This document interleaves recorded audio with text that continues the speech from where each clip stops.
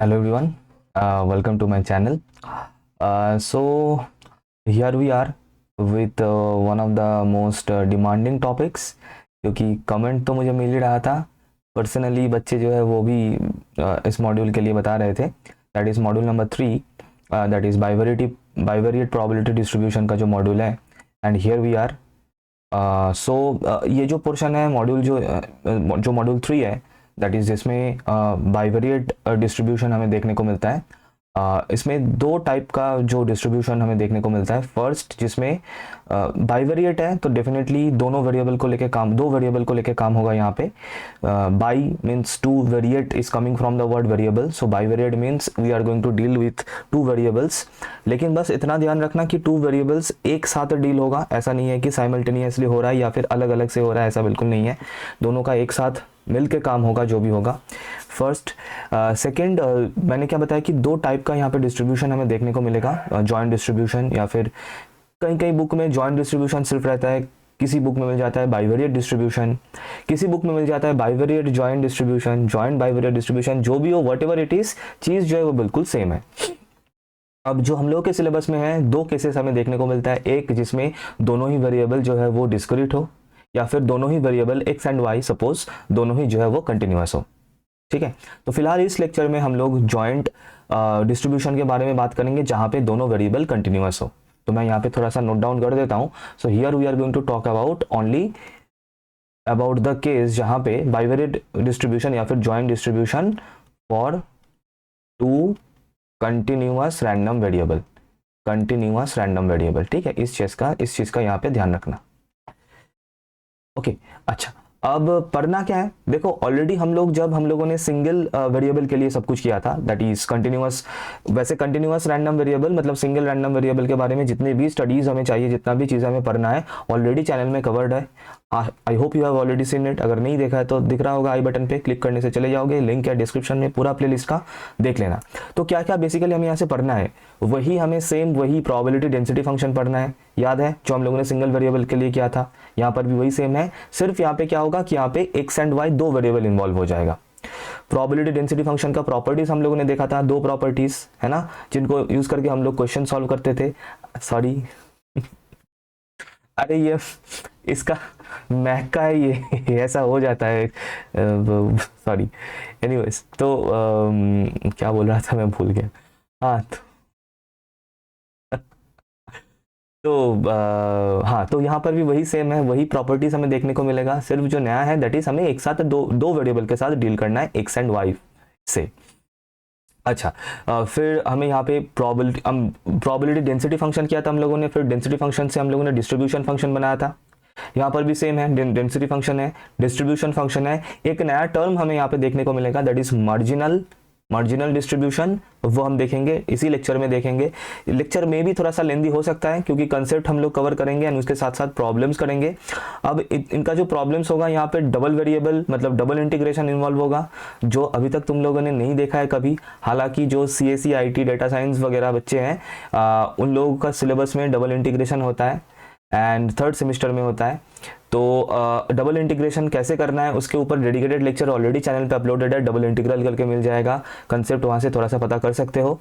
Otherwise in question को solve करते हुए मैं जितना ज़रूरी होगा मैं बताते चलूँगा। आई होप, आशा करता हूँ वहाँ से समझ में आता हुआ चलेगा चीज़ें। अच्छा, तो अच्छा, एंड इसके साथ साथ हाँ, तो यही है, मतलब इस लेक्चर में हम लोग इन्हीं सभी टॉपिक्स के बारे में बात करेंगे, इन्हीं सभी चीज़ों को देखेंगे, थियोरी एंड क्वेश्चन भी सॉल्व करेंगे जितना हो सके। 3-4 क्वेश्चंस मैं यहाँ पे रखूंगा ताकि डिफरेंट टाइप्स ऑफ क्वेश्चंस जो है वो कवर हो जाए, राइट। ओके, तो स्टार्ट करते हैं फिर यहाँ पे। तो पहले तो मैं ये चीज़ क्लियर कर दूँ कि यहाँ पे जो बाइवेरिएट डिस्ट्रीब्यूशन के बारे में हम यहाँ पे बात कर रहे हैं, फिर से मैं बता रहा हूँ कि दो वेरिएबल को मुझे साथ में चाहिए। इसको एक्सप्लेन करने के लिए मैं एक एग्जांपल यहाँ पे तुम लोग के सामने रखा हूँ। लेफ्ट साइड में देखना, ये कैसीनो वाला एग्जांपल देखना। एक मान लो एक सिनेरियो कुछ इस तरीके से है, जहाँ पे ये हो रहा है कि एक कैसीनो है जहाँ पे 2 गेम चल रहा है। ठीक है, एक गेम जो चलता है वो वीक में मंडे, वेडनेसडे एंड फ्राइडे को चलता है। ठीक है, देख सकते हो यहाँ पे MWF करके लिखा हुआ है। और दूसरा जो गेम है वो ट्यूसडे, थर्सडे एंड सैटरडे को चलता है। 2 गेम्स है एक कैसीनो में। ठीक है, फर्स्ट गेम क्या है, फर्स्ट गेम में क्या होता है कि एक कॉइन को लेकर टॉस किया जाता है। अगर हेड आता है तो तुम्हें कैसीनो वाले 500 रुपीज़ देते हैं, और अगर टेल आता है तो तुम कैसीनो को 500 रुपीज़ देते हो। इस तरीके का गेम है, ओके। और इस मान लो ये गेम खेला जा रहा है और इसका जो आउटकम हमें मिलेगा +500 और -500 वॉटेवर, उसको हम लोग एक्स से डिनोट करते हैं। अब ऑब्वियसली जो आउटकम्स है वो 500 के मल्टीपल होगा, है ना। एक बार खेल लिया, हार गए, तुमने सोचा एक और बार खेल के देखते हैं, शायद जीत जाएंगे, तो मेकअप हो जाएगा, मेकअप हो गया, फिर से एक और बार खेल के देखते हैं, तो शायद 500 फिर हम जीत जाए। तो इस तरीके से कैसीनो में चीज़ें जो है वो होता है, सभी को पता है, और इस तरीके की चीज़ों से हमें दूर रहना चाहिए। इन सिनेरियोज का एग्जाम्पल लेके चीज़ों को सीखा करो। प्रोबेबिलिटी का बहुत बढ़िया है, क्योंकि मैं शुरू से बताते हुए आ रहा हूँ कि प्रोबेबिलिटी का बहुत सारा चीज़ें जो है कैसीनो से मिलता है, जनरेट होता है, बहुत सारा कंसेप्ट कैसीनो से जनरेट होता है, क्योंकि वहाँ पे ऐसे ऐसे तरीके का गेम्स चलता है, रूले हो गया, पॉन्टून हो गया, क्रैक जैक हो गया, एटसेट्रा, है ना। तो एनीवेज, फिर दूसरा एक गेम क्या है जो कि ट्यूसडे, थर्सडे और सैटरडे को चलता है। वहाँ पे एक डाई थ्रो किया जाता है, बिल्कुल फेयर प्रॉपर डाई है, अनबायस्ड डाई है, कॉइन भी बिल्कुल अनबायस्ड था, उसमें कोई ऐसा फ्रॉडजरी नहीं है, कुछ नहीं है। तो अगर डाई में इवन नंबर आ रहा है तो कैसीनो वाले तुम्हें 100 रुपये देंगे, और अगर डाई में ऑड नंबर आ रहा है तो तुम कैसीनो को 100 रुपये दोगे। और इस गेम का जो भी आउटकम होगा उसको हम लोग वाई से डिनोट कर रहे हैं, वाई रैंडम वेरिएबल से डिनोट कर रहे हैं, और वाई का वैल्यू जो है ऑब्वियसली 100 के मल्टीपल में आएगा। तो क्वेश्चन अभी ये पूछा जा रहा है कि find the probability that x plus y will be equals to 600। Find the probability x plus y, probability of x plus y equals to 600, इसका प्रोबेबिलिटी निकालो। अब बेटा यहाँ पे समझो कि ये क्वेश्चन ही इनवैलिड है, ये सिनेरियो ही इनवैलिड है, क्योंकि यहाँ पे जॉइंट डिस्ट्रीब्यूशन का कंसेप्ट फिट नहीं होगा। क्यों नहीं होगा? क्योंकि जो दो गेम्स है, जो x एंड y है, जो दो आउटकम्स है, वो अलग अलग सेपरेटली हो रहे हैं, उनके बीच में कोई कनेक्शन नहीं है। एक हो रहा है कंप्लीटली मंडे, वेडनेसडे, फ्राइडे, कुछ अलग ही दिन उनका चल रहा है, और इसका कुछ अलग ही दिन चल रहा है। तो इसका मतलब इस सिनेरियो में, इस केस में, जिस तरीके से यहाँ पे मैंने इसको सजाया तुम लोग के सामने, यहाँ पे जो जॉइंट डिस्ट्रीब्यूशन है इसका कंसेप्ट ही फिट नहीं बैठता है। तो सर फिट कब होगा? जब ये सिनेरियो कुछ इस तरीके से होगा। सिर्फ मैंने सिनेरियो 2 लिखा है वहां पे, क्योंकि जो बातें वो मैं एक्सप्लेन कर देता हूं कुछ इस तरीके से, कि अगर ये दोनों गेम बिल्कुल एक साथ चल रहा हो, तो एक ही दिन में चल रहा है, तो कैसे कि मान लो इस हाथ में मेरा एक कॉइन है और इस हाथ में मेरा एक डाई है ना, जो डाइस होता है लूडो में वो वाला, और एक ही साथ मैं दो काम कर रहा हूं। दैट इज, एक हाथ से मैंने ऐसे टॉस कर दिया और एक हाथ से ऐसे मैंने डाई को थ्रो कर दिया। फिर से वैसे लाइक कर देना, है ना, आ गया तो ठीक है। ये सही था गुरु, अब से मैं लाइक के लिए ये यूज करूंगा, ऐसे, है ना, लाइक कर देना। चलो क्या बात है। एनीवेज, सो अगर ऐसा सिनेरियो है कि हम लोग एक साथ दो काम कर रहे हैं, एक ही साथ हम लोग कॉइन टॉस कर रहे हैं, एक हाथ से, दूसरे हाथ से अगर हम लोग ऐसे डाई थ्रो कर रहे हैं, तो तब वो जो बनता है, वो जो सिनेरियो बनता है, वो जॉइंटली डिस्ट्रीब्यूटेड हो सकता है।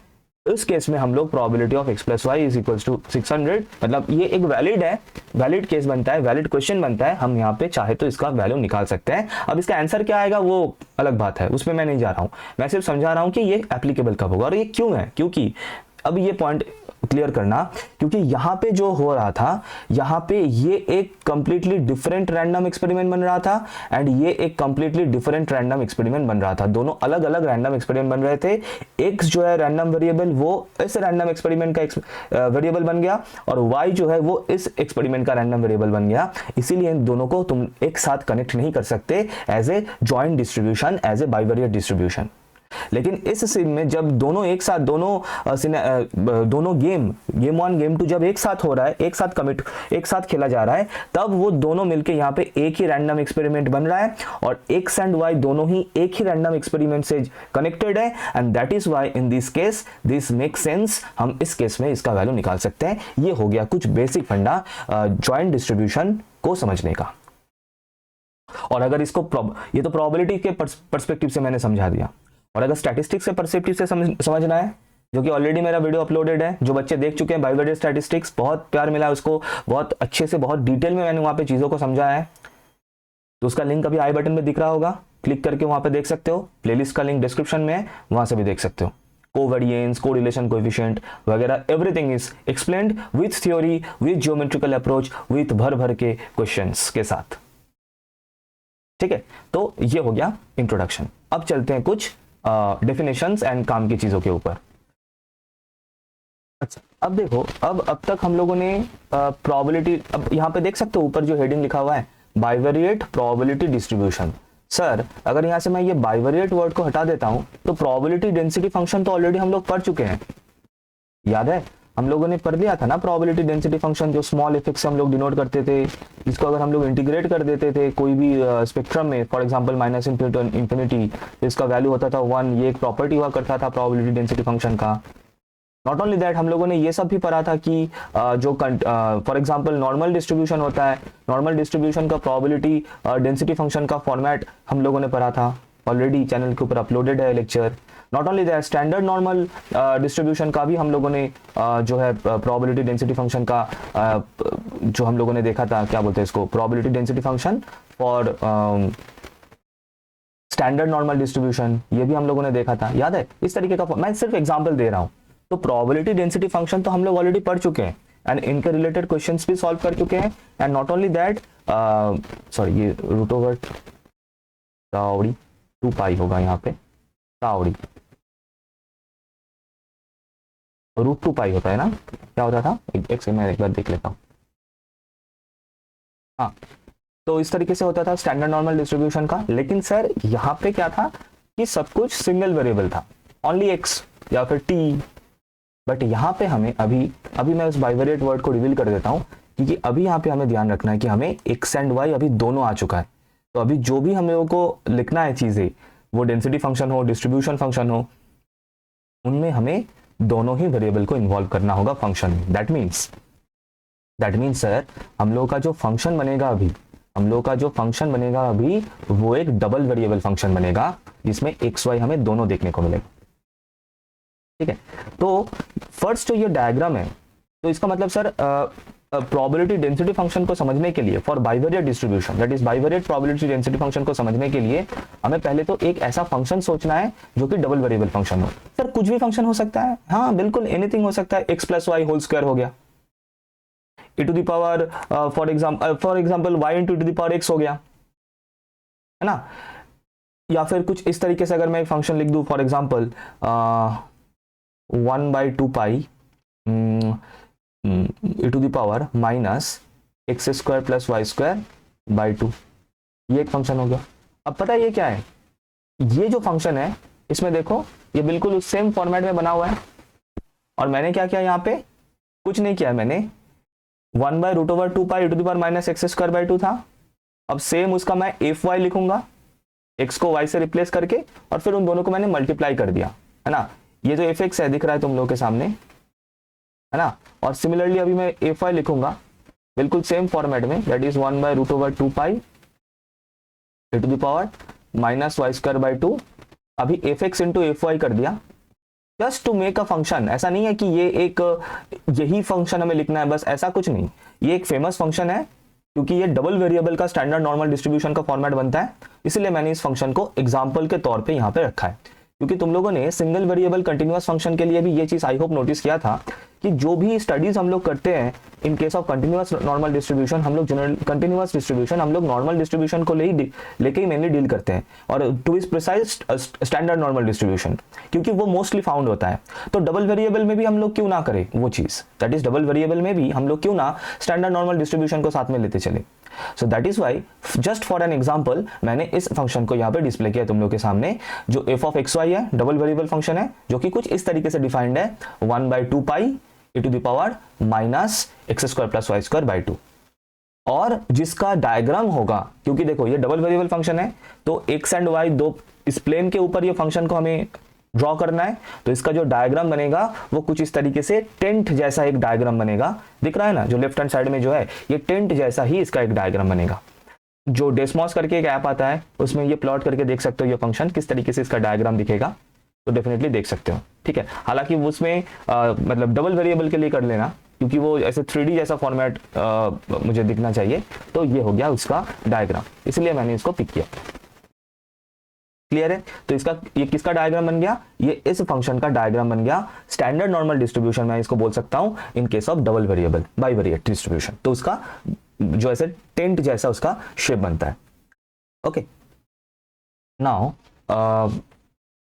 प्रोबेबिलिटी डेंसिटी फंक्शन हम लोगों ने पहचान लिया डायग्राम में, और एक एग्जांपल भी हम लोगों ने देख लिया। सर अब इसको लेके करना क्या है कि अगर याद है कि सिंगल वेरिएबल के लिए भी हम लोगों ने क्या किया था, हम लोगों ने डेंसिटी फंक्शन को हमें इंटीग्रेट करना होता है to get the probability distribution function. उसी का ही यहाँ पे मैं थोड़ा सा समझाने के लिए ज्योमेट्रिकली, जो कि आसानी से समझ में आएगा, इसलिए मैंने ये सेकंड डायग्राम रखा है। लेकिन उसके पहले जरा डेफिनेशन देख लेते हैं। हाँ, ये रहा। क्या लिखा है कि फॉर अ बाइवेरिएट, या ये वाला देखना, फॉर अ बाइवेरिएट या फिर two variables x and y, two continuous random variable, जो मैंने बताया कि हम लोग अभी वही पढ़ रहे हैं, for two continuous random variable पढ़ रहे हैं। A function f x y, a function f of x y is called bivariate probability density function, जो अभी हम लोगों ने बताया। फॉर एग्जाम्पल हम लोगों ने एग्जाम्पल के तौर पे हम लोगों ने इसको लिया यहाँ पे, as you can see, and उसका डायग्राम भी हम लोगों ने समझा। तो क्या बोल रहा है कि this f x y is called a bivariate probability density function और two dimensional probability density function. कुछ भी नाम दे दो भाई, क्या फर्क पड़ता है, बेसिकली है तो बाइवेरिएट डेंसिटी फंक्शन ही। If the joint distribution function f x y is given by this और दिस। बेसिकली अब यहाँ पे अगर मैं सम अप करूँ चीजों को, मैं सम अप कर देता हूँ, तो बेसिकली बोला जा रहा है कि ये जो एफ ऑफ एक्स वाई है, जिसको मैं एक probability joint probability density function में बोल रहा हूं, इसको मैं तभी एक जॉइंट प्रोबेबिलिटी डेंसिटी फंक्शन में बोल सकता हूं अगर मैं इसको कि कोई भी एक रीजन आर के ऊपर, ये जो नीचे आर दिख रहा है, ये डबल इंटीग्रेशन होता है, देख सकते हो डबल इंटीग्रेशन है। अभी मैंने बताया था ना, इसको हैंडल करने के लिए हमें डबल इंटीग्रेशन जानना होगा, देखेंगे। तो अगर उस फंक्शन को मैं एक रीजन के ऊपर डबल इंटीग्रेट करूं, डबल इंटीग्रेशन करूं उसको, आर जो है कि एक रीजन है, कहां पे है, एक्स वाई प्लेन के ऊपर है, तो अगर इसको इंटीग्रेट करूं तो मुझे अगर probability distribution function that is a capital F of x y, हमने सिंगल के लिए भी हम वो करते थे, डेंसिटी फंक्शन को स्मॉल एफ से, डिस्ट्रीब्यूशन फंक्शन को कैपिटल एफ से हम लोग डिनोट करते थे, यहां पर भी वही सेम है। अगर डेंसिटी फंक्शन को डबल इंटीग्रेट करने से हमें डिस्ट्रीब्यूशन फंक्शन मिल जाए, तो इस स्मॉल एफ एक्स वाई को हम लोग डेंसिटी फंक्शन बोलेंगे, capital F of x y को हम लोग डिस्ट्रीब्यूशन फंक्शन बोलेंगे, क्योंकि ये दोनों एक दूसरे के साथ कनेक्टेड है, ये इसी तरीके से डिफाइंड है। ठीक है, अब इसी को ज्योमेट्रिकली समझने के लिए ये डायग्राम मैंने यहाँ पे रखा है, तो देख सकते हो ये वही डायग्राम, मतलब वही एग्जांपल, मैंने एग्जांपल के तौर पे वही स्टैंडर्ड नॉर्मल डिस्ट्रीब्यूशन को मैंने लिया है, double variable x and Y.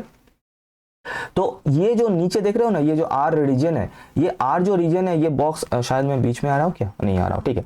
ये जो एक्स वाई जो प्लेन है, यहाँ पे एक्स वाई इस प्लेन के ऊपर, ये एक्स एक्सिस, ये वाई एक्सिस हो गया, ये एक्स वाई प्लेन के ऊपर ये जो रीजन दिख रहा है नीचे स्क्वायर, ये स्क्वायर वाला रीजन दिख रहा है, ये रहा, ये स्क्वायर जो रीजन है, इस स्क्वायर रीजन को अगर मैं इंटीग्रेट कर दूं, अब देखो अगर डायग्राम सिर्फ 2D डायग्राम है, मतलब जिसमें सिंगल वेरिएबल है, x इक्वल्स टू a से लेके x इक्वल्स टू b तक, और एक फंक्शन है f ऑफ x, मान लो इसको हम लोग इंटीग्रेट करते थे, मतलब कहने का मतलब a to b integration fx dx, मतलब क्या होता था, एरिया, क्या होता था, area.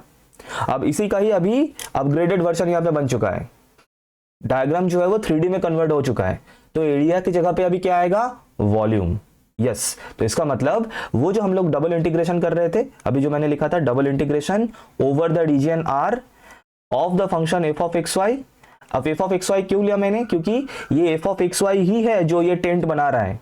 F of x y जो फंक्शन है, जो कि ऊपर वहां पे लिखा हुआ है, जो एक्स वाई प्लेन के ऊपर ये टेंट बना रहा है, उस टेंट में ये वाला जो पोर्शन अगर मैं पिक करूं, कौन सा पोर्शन देख रहा हूं ना, जो पोर्शन मार्क्ड है, पूरा नहीं है, पूरा नहीं पिक करना है, ऐसे ये ऐसे जो स्क्वायर वाला है, उस स्क्वायर के ऊपर से ऐसे ये शेप जो बन रहा है यहाँ पे, जो डायग्राम में मेरा दिखा हुआ है, उस पोर्शन का जो वॉल्यूम होगा वही होगा क्या, वही होगा प्रोबेबिलिटी डिस्ट्रीब्यूशन फंक्शन का वैल्यू।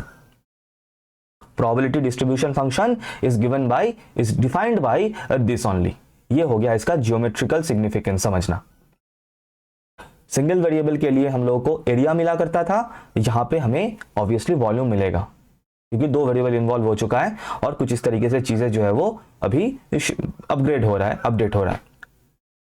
क्लियर है? तो हमें यहाँ से अभी याद क्या रखना है, फिर मोटा मोटा तरीके से हमें यहाँ पे याद रखना है ये वाला फॉर्म, डबल इंटीग्रेशन का form, that is double integration देना है। और जब भी डबल इंटीग्रेशन हम करेंगे तो डेफिनेटली कोई ना कोई एक रीजन के ऊपर हमें करना है, कोई ना कोई डबल वेरिएबल वाला फंक्शन को ही हमें ऑब्वियसली करना है, और dx dy दोनों लगाना है क्योंकि यहाँ पे दो वेरिएबल इन्वॉल्व है। और ये करके तुम्हें जो फंक्शन मिलता है वही हो गया joint distribution function for two continuous random variable, या फिर बाइवेरिएट डिस्ट्रीब्यूशन फंक्शन, कुछ भी बोलो। तो ये हो गया, ये हमें यहाँ पे बस इतना याद रखना है। ज्योमेट्रिकल कंसेप्ट समझा दिया और उसका फॉर्मूला मैंने समझा दिया। अब नॉट ओनली दैट, अब अगर तुम लोगों को याद है तो ये प्रॉपर्टी सेटिस्फाई क्या करता था, मतलब सिंगल वेरिएबल का जो डेंसिटी फंक्शन था, दो प्रॉपर्टी सेटिस्फाई क्या करता था। एक होता था कि उसका वैल्यू जो है वो ग्रेटर देन इक्वल्स टू 0 होना चाहिए, नॉन नेगेटिव वैल्यू। दूसरा ये हुआ करता था कि उसका अगर मैं पूरे स्पेक्ट्रम के ऊपर इंटीग्रेट कर दूं तो उसका वैल्यू 1 होता था, जिसको यूज करके हम लोग वो के वाला क्वेश्चन सॉल्व करते थे, के का वैल्यू निकालते थे। और बहुत सारा क्वेश्चंस मेरा ऑलरेडी सॉल्व है इसके ऊपर, देख सकते हो जाके सिंगल वेरिएबल का। तो वही सेम काम हमें यहाँ पे डबल वेरिएबल के लिए भी करना होगा, है ना। तो डबल वेरिएबल के लिए भी वो सेम दो प्रॉपर्टी सेटिस्फाई होता हुआ हमें यहाँ पे दिख रहा है। Number 1 that is density function, f of x y तो डेंसिटी फंक्शन है, हाँ, इंटीग्रेट करेंगे तो डिस्ट्रीब्यूशन फंक्शन मिलेगा। सिर्फ ये मैं बार बार इसीलिए बोल रहा हूं, मैं बार बार एक ही चीज इसीलिए रिपीट कर रहा हूं ताकि तुम लोगों को दिमाग में ये फिट हो जाए, क्योंकि थोड़ा सा डिफिकल्ट कंसेप्ट वाला पार्ट है ये। ओके, तो ये जो है ग्रेटर देन इक्वल्स टू 0 होगा, एक बात, एक पॉइंट हो गया। दूसरा पॉइंट ये होगा कि अगर हम इसको पूरे स्पेक्ट्रम के ऊपर इंटीग्रेट कर दे, याद करके देखो वहां पे ये हुआ करता था minus infinity to infinity f x d x, क्योंकि वहां पे सिंगल वेरिएबल था। तो अब यहाँ पे एफ एक्स हो जाएगा f x y, d x के जगह पे आ जाएगा डी एक्स डी वाई, और हमें डबल इंटीग्रेशन यहाँ पे लगाना होगा क्योंकि दो वेरिएबल इन्वॉल्व है, एक है एक्स के लिए, दूसरा है वाई के लिए। और इसका वैल्यू हमें वहां पर भी 1 मिला करता था, सर यहाँ पर भी 1 मिलेंगे, यहाँ पर भी हमें 1 मिलेगा। क्लियर है? बिल्कुल क्लियर है। फिर उसके बाद कुछ है, मैं थोड़ा सा इसको स्पीड अप कर रहा हूं क्योंकि यहाँ पे मोरलेस यही चीजें हैं जो मोस्टली क्वेश्चन सॉल्व करने के लिए यूज होता है। फिर उसके बाद ये जो कंटिन्यूअस बाइवेरिएट डिस्ट्रीब्यूशन है या फिर डिस्ट्रीब्यूशन फंक्शन है, कैपिटल एफ के बारे में बात हो रहा है यहाँ पे, बाय द वे, है ना। यहाँ पे कैपिटल एफ के बारे में बात हो रहा है, शायद मैं कवर कर रहा हूँ, पता नहीं। कैपिटल एफ के बारे में यहाँ पे बात हो रहा है, दैट इज डिस्ट्रीब्यूशन फंक्शन के बारे में बात हो रहा है। वो कुछ चंद प्रॉपर्टीज को सेटिस्फाई करते हैं, उतना ज्यादा इंपॉर्टेंट नहीं है। जो इंपॉर्टेंट है मैं वो मार्क कर देता हूं, ये जानना, ये बताना मेरा रिस्पॉन्सिबिलिटी है, मैं बता दे रहा हूं। एक तो कोई पर्टिकुलर वैल्यू पे डिस्ट्रीब्यूशन फंक्शन का वैल्यू 0 होता है, मतलब particular value in the sense जब एक्स एंड वाई दोनों कांस्टेंट हो, कहने का मतलब, तब डिस्ट्रीब्यूशन फंक्शन का वैल्यू 0 होता है। ठीक है, ये हम समझेंगे वैसे जैसे हम लोग क्वेश्चन सॉल्व करेंगे आगे, डू नॉट वरी। दूसरा ये इसको ध्यान रखना जो ऑलरेडी हम लोगों ने बताया कि ये जो लेफ्ट हैंड साइड में है ना, ये डिस्ट्रीब्यूशन फंक्शन है, और ये जो राइट हैंड साइड में उसको हम लोग डिफाइन कर रहे हैं with the help of density function. इस चीज को कनेक्ट करते हुए चलना। तो x a less than x less than equals to b, तो फिर एक्स का लिमिट क्या बन गया सर, एक्स का लिमिट बन गया फ्रॉम ए टू बी। देख सकते हो इंटीग्रेशन में एक्स का लिमिट है फ्रॉम ए टू बी। और y का लिमिट क्या बन गया, सी टू डी, y का लिमिट क्या बन गया, सी टू डी। तो यहाँ पे इंटीग्रेशन में भी देख सकते हो y का लिमिट बन चुका है सी टू डी। इंटीग्रेट किसको करना है, कंटिन्यूअस डिस्ट्रीब्यूशन, सॉरी वो जो डेंसिटी फंक्शन है उसको, और x एंड y दोनों के रेस्पेक्ट में इंटीग्रेशन करना है। अब सर दिक्कत यह है कि सर इंटीग्रेट कैसे करें दोनों वेरिएबल के रेस्पेक्ट में, एक होता तो तब भी समझ में आता, ये दो है, हम क्या करें। हाँ, उसको कैसे करना है हम लोग क्वेश्चन सॉल्व करेंगे, इसी लेक्चर में करेंगे, समझेंगे, डू नॉट वरी। एक एक करके किया जाता है, पहले x को कर लिया फिर y को किया, या फिर पहले y को फिर x को, ऐसे किया जाता है। So you will see that. दूसरा तो हाँ, तो ये तो हो गया सर, हम लोग बार बार क्या कर रहे थे, हम बार बार डेंसिटी फंक्शन को इंटीग्रेट कर करके हम लोग डिस्ट्रीब्यूशन फंक्शन बना रहे थे, है ना। तो उल्टा कर सकते हैं ना सर, इंटीग्रेशन का उल्टा क्या होता है, डिफरेंशिएशन। दैट इज अगर हम लोग डिस्ट्रीब्यूशन फंक्शन को दो बार डिफरेंशिएट करें पार्शियली, एक bar with respect to x, एक bar with respect to y, तो हमें एज ए रिजल्ट क्या मिलना है, कंटिन्यूअस फंक्शन मिलना है, हमें as a result continuous function मिलना है। ओके, यहां तक चीजें क्लियर हो रहा है बिल्कुल। लास्ट वाला प्रॉपर्टी उतना इंपॉर्टेंट नहीं है, ठीक है, फिर भी एक बार देख लेना, एक बार, उतना इंपॉर्टेंट नहीं है, चले मतलब ठीक है, अगर स्किप भी करोगे कोई दिक्कत नहीं, लेकिन ये पहला 3 प्रॉपर्टी जरा नोट डाउन कर लेना। मेनली ये जो सेकंड वाला है ये, मेनली ये जो सेकंड वाला है ये, सॉरी, ठीक है, बहुत ही बढ़िया। अच्छा, यहाँ पे वही फिर से डिस्ट्रीब्यूशन फंक्शन को कैसे लिखा जाता है, जॉइंट डिस्ट्रीब्यूशन फंक्शन, वो यहाँ पे डिफाइंड है बेटा। इसका थोड़ा सा ये लिखने का टेक्निक याद रखना, अदरवाइज ये तो हमें समझ में तभी आएगा जब हम लोग आगे क्वेश्चन सॉल्व करेंगे ऑब्वियसली, अदरवाइज यहाँ पे लिखने का टेक्निक थोड़ा सा ध्यान देना, ठीक है। मार्जिनल के ऊपर हम लोग आ रहे हैं, दो हमें देखने को मिलेगा, इसके ऊपर मैं अभी आऊंगा। यहाँ तक थोड़ा सा चीजें जो है पहले हम लोग थोड़ा सा रैप अप कर लेते हैं यहाँ तक चीजें, फिर इसके बाद अभी मार्जिनल के ऊपर मैं आ रहा हूँ। मार्जिनल पहले मार्जिनल डेंसिटी मैं बताऊंगा, फिर उसके बाद मैं मार्जिनल डिस्ट्रीब्यूशन में चलूंगा। स्लाइड थोड़ा सा आगे पीछे हो गया बट कोई बात नहीं, मैं उसी फॉर्मेट में बताऊंगा, सो डू नॉट वरी। यहाँ तक हम लोग अभी तक जो है चीजें हम लोग कवर करते हुए मतलब कवर कर लिए यहाँ तक जो चीजें हैं, ठीक है। चलो ओके, अभी मैं थोड़ा सा मार्जिनल के ऊपर लेके जा रहा हूँ, that is marginal density function. अच्छा बाय द वे, अभी तक मैं जितना भी मैं जो भी चीजें मैं बताया हूँ, ठीक है, ये सभी जो है बोथ डिस्क्रीट जॉइंट डिस्ट्रीब्यूशन के लिए भी एप्लीकेबल है। जो जो मैंने डेंसिटी फंक्शन बताया वहां पे मास फंक्शन होगा, joint mass function PMF, joint probability mass function. Integration हो रहा है वहां पे समेशन होगा। कंसेप्ट बिल्कुल सेम है, यहाँ पे हम लोग इंटीग्रेट करते हैं, वहां पे हम लोग सम लेते हैं, जो हम लोग ऑलरेडी समझ के आ चुके हैं सिंगल वेरिएबल के लिए, डिस्क्रीट में भी कंटिन्यूअस में भी। यहाँ पे सिर्फ एक्स्ट्रा जो है वो डबल वेरिएबल है और कुछ नहीं, बाकी concept everything is absolutely same, ठीक है। अच्छा तो मैं यहाँ पे अब ये जो मेन इंपॉर्टेंट एक और चीज है, हालांकि हम लोग अभी क्वेश्चन सॉल्व करेंगे, यहाँ पे मैं बता दूं, दैट इज देखो यहाँ पे क्या लिखा है मार्जिनल डिस्ट्रीब्यूशन के अंदर, कर्सर ही नहीं मिल रहा मुझे, हाँ। Let x y be a continuous bivariate having distribution function capital F of x y. हमेशा ध्यान देना, कैपिटल एफ होता है डिस्ट्रीब्यूशन फंक्शन, स्मॉल एफ होता है probability density function, and probability density function is small f of x y. Joint है, bivariate है, इसीलिए दो वेरिएबल है। देखो मैं फिर से, तुम लोग सोचोगे सर एक ही चीज क्यों बार बार, एक ही चीज मैं बार बार बोलता हूँ ताकि ये नया चीज है, फर्स्ट टाइम तुम लोग ये देख रहे हो, लेकिन क्लियर होना चाहिए दिमाग में, इसलिए मैं बार बार ये चीज को मैं रिपीट करते हुए जा रहा हूँ। Then the marginal distribution function of x and y are given by this. Marginal distribution function basically है क्या सर, देखो पहले मार्जिनल डेंसिटी फंक्शन का स्ट्रक्चर देख लो, फिर मैं डिस्ट्रीब्यूशन फंक्शन के ऊपर लेके जा रहा हूँ। पहले नीचे जो है वो पहले देख लो सर। यहाँ पे क्या है, ये एफ ऑफ एक्स जो है, मतलब एफ कैपिटल एक्स नीचे है और ब्रैकेट के अंदर एफ स्मॉल एक्स है ना, इस मतलब इस नोटेशन को ध्यान देना। ये क्या है, this is marginal density function of x, marginal density function of x, marginal density function of x. और इसको हम लोग कैसे कैलकुलेट करते हैं सर, इसको हम लोग जो जॉइंट डेंसिटी फंक्शन है ना उसी को इंटीग्रेट करके ही कैलकुलेट करते हैं, लेकिन इंटीग्रेशन होना चाहिए with respect to y, cross हो जाता है अक्षय कुमार वाला। जब हमें मार्जिनल डेंसिटी फंक्शन चाहिए ऑफ एक्स, तब हमें वाई के रेस्पेक्ट में इंटीग्रेट करना होता है, और जब हमें marginal density function of y चाहिए तब हमें एक्स के रेस्पेक्ट में इंटीग्रेट करना होता है, दैट्स इट, ठीक है। तो सर यहाँ पे ये मार्जिनल वर्ड डाल के थोड़ा सा ट्रिकी कर दिया चीजों को, बिल्कुल नहीं, ये मार्जिनल डेंसिटी फंक्शन कुछ नया चीज नहीं है सर, ये डेंसिटी फंक्शन ही है। अभी तक हम लोग जो डेंसिटी फंक्शन देख रहे थे वो डबल वेरिएबल वाला था। अगर मुझे अलग से सिर्फ एक्स का डेंसिटी फंक्शन चाहिए, out of that double density function अगर सिर्फ और सिर्फ मुझे एक्स का डेंसिटी फंक्शन चाहिए, so that is named as marginal density function of x and defined as this. कौन सा, दिस। कैसे लिखा जाता है, एफ ऑफ एक्स रहता है डिनोमिनेटर में और यहाँ पे ब्रैकेट के अंदर स्मॉल एक्स। इसका मतलब क्या है, इसका मतलब है एक डबल डिस्ट्रीब्यूशन में, एक बाइवेरिएट डिस्ट्रीब्यूशन में सिर्फ एक्स का डेंसिटी फंक्शन कैसा दिखता है, ये मिलता कैसे है सर, मिलता है वही जो जॉइंट डेंसिटी फंक्शन है उसको इंटीग्रेट करके, लेकिन बेटा इंटीग्रेट करना होता है विथ रिस्पेक्ट टू वाई, बस इतना है और कुछ नहीं, बस इतना इतना इतना हमें जानना है, बस इतना हमें जानना है, ठीक है। एंड सिमिलरली y के लिए भी देख सकते हो नीचे।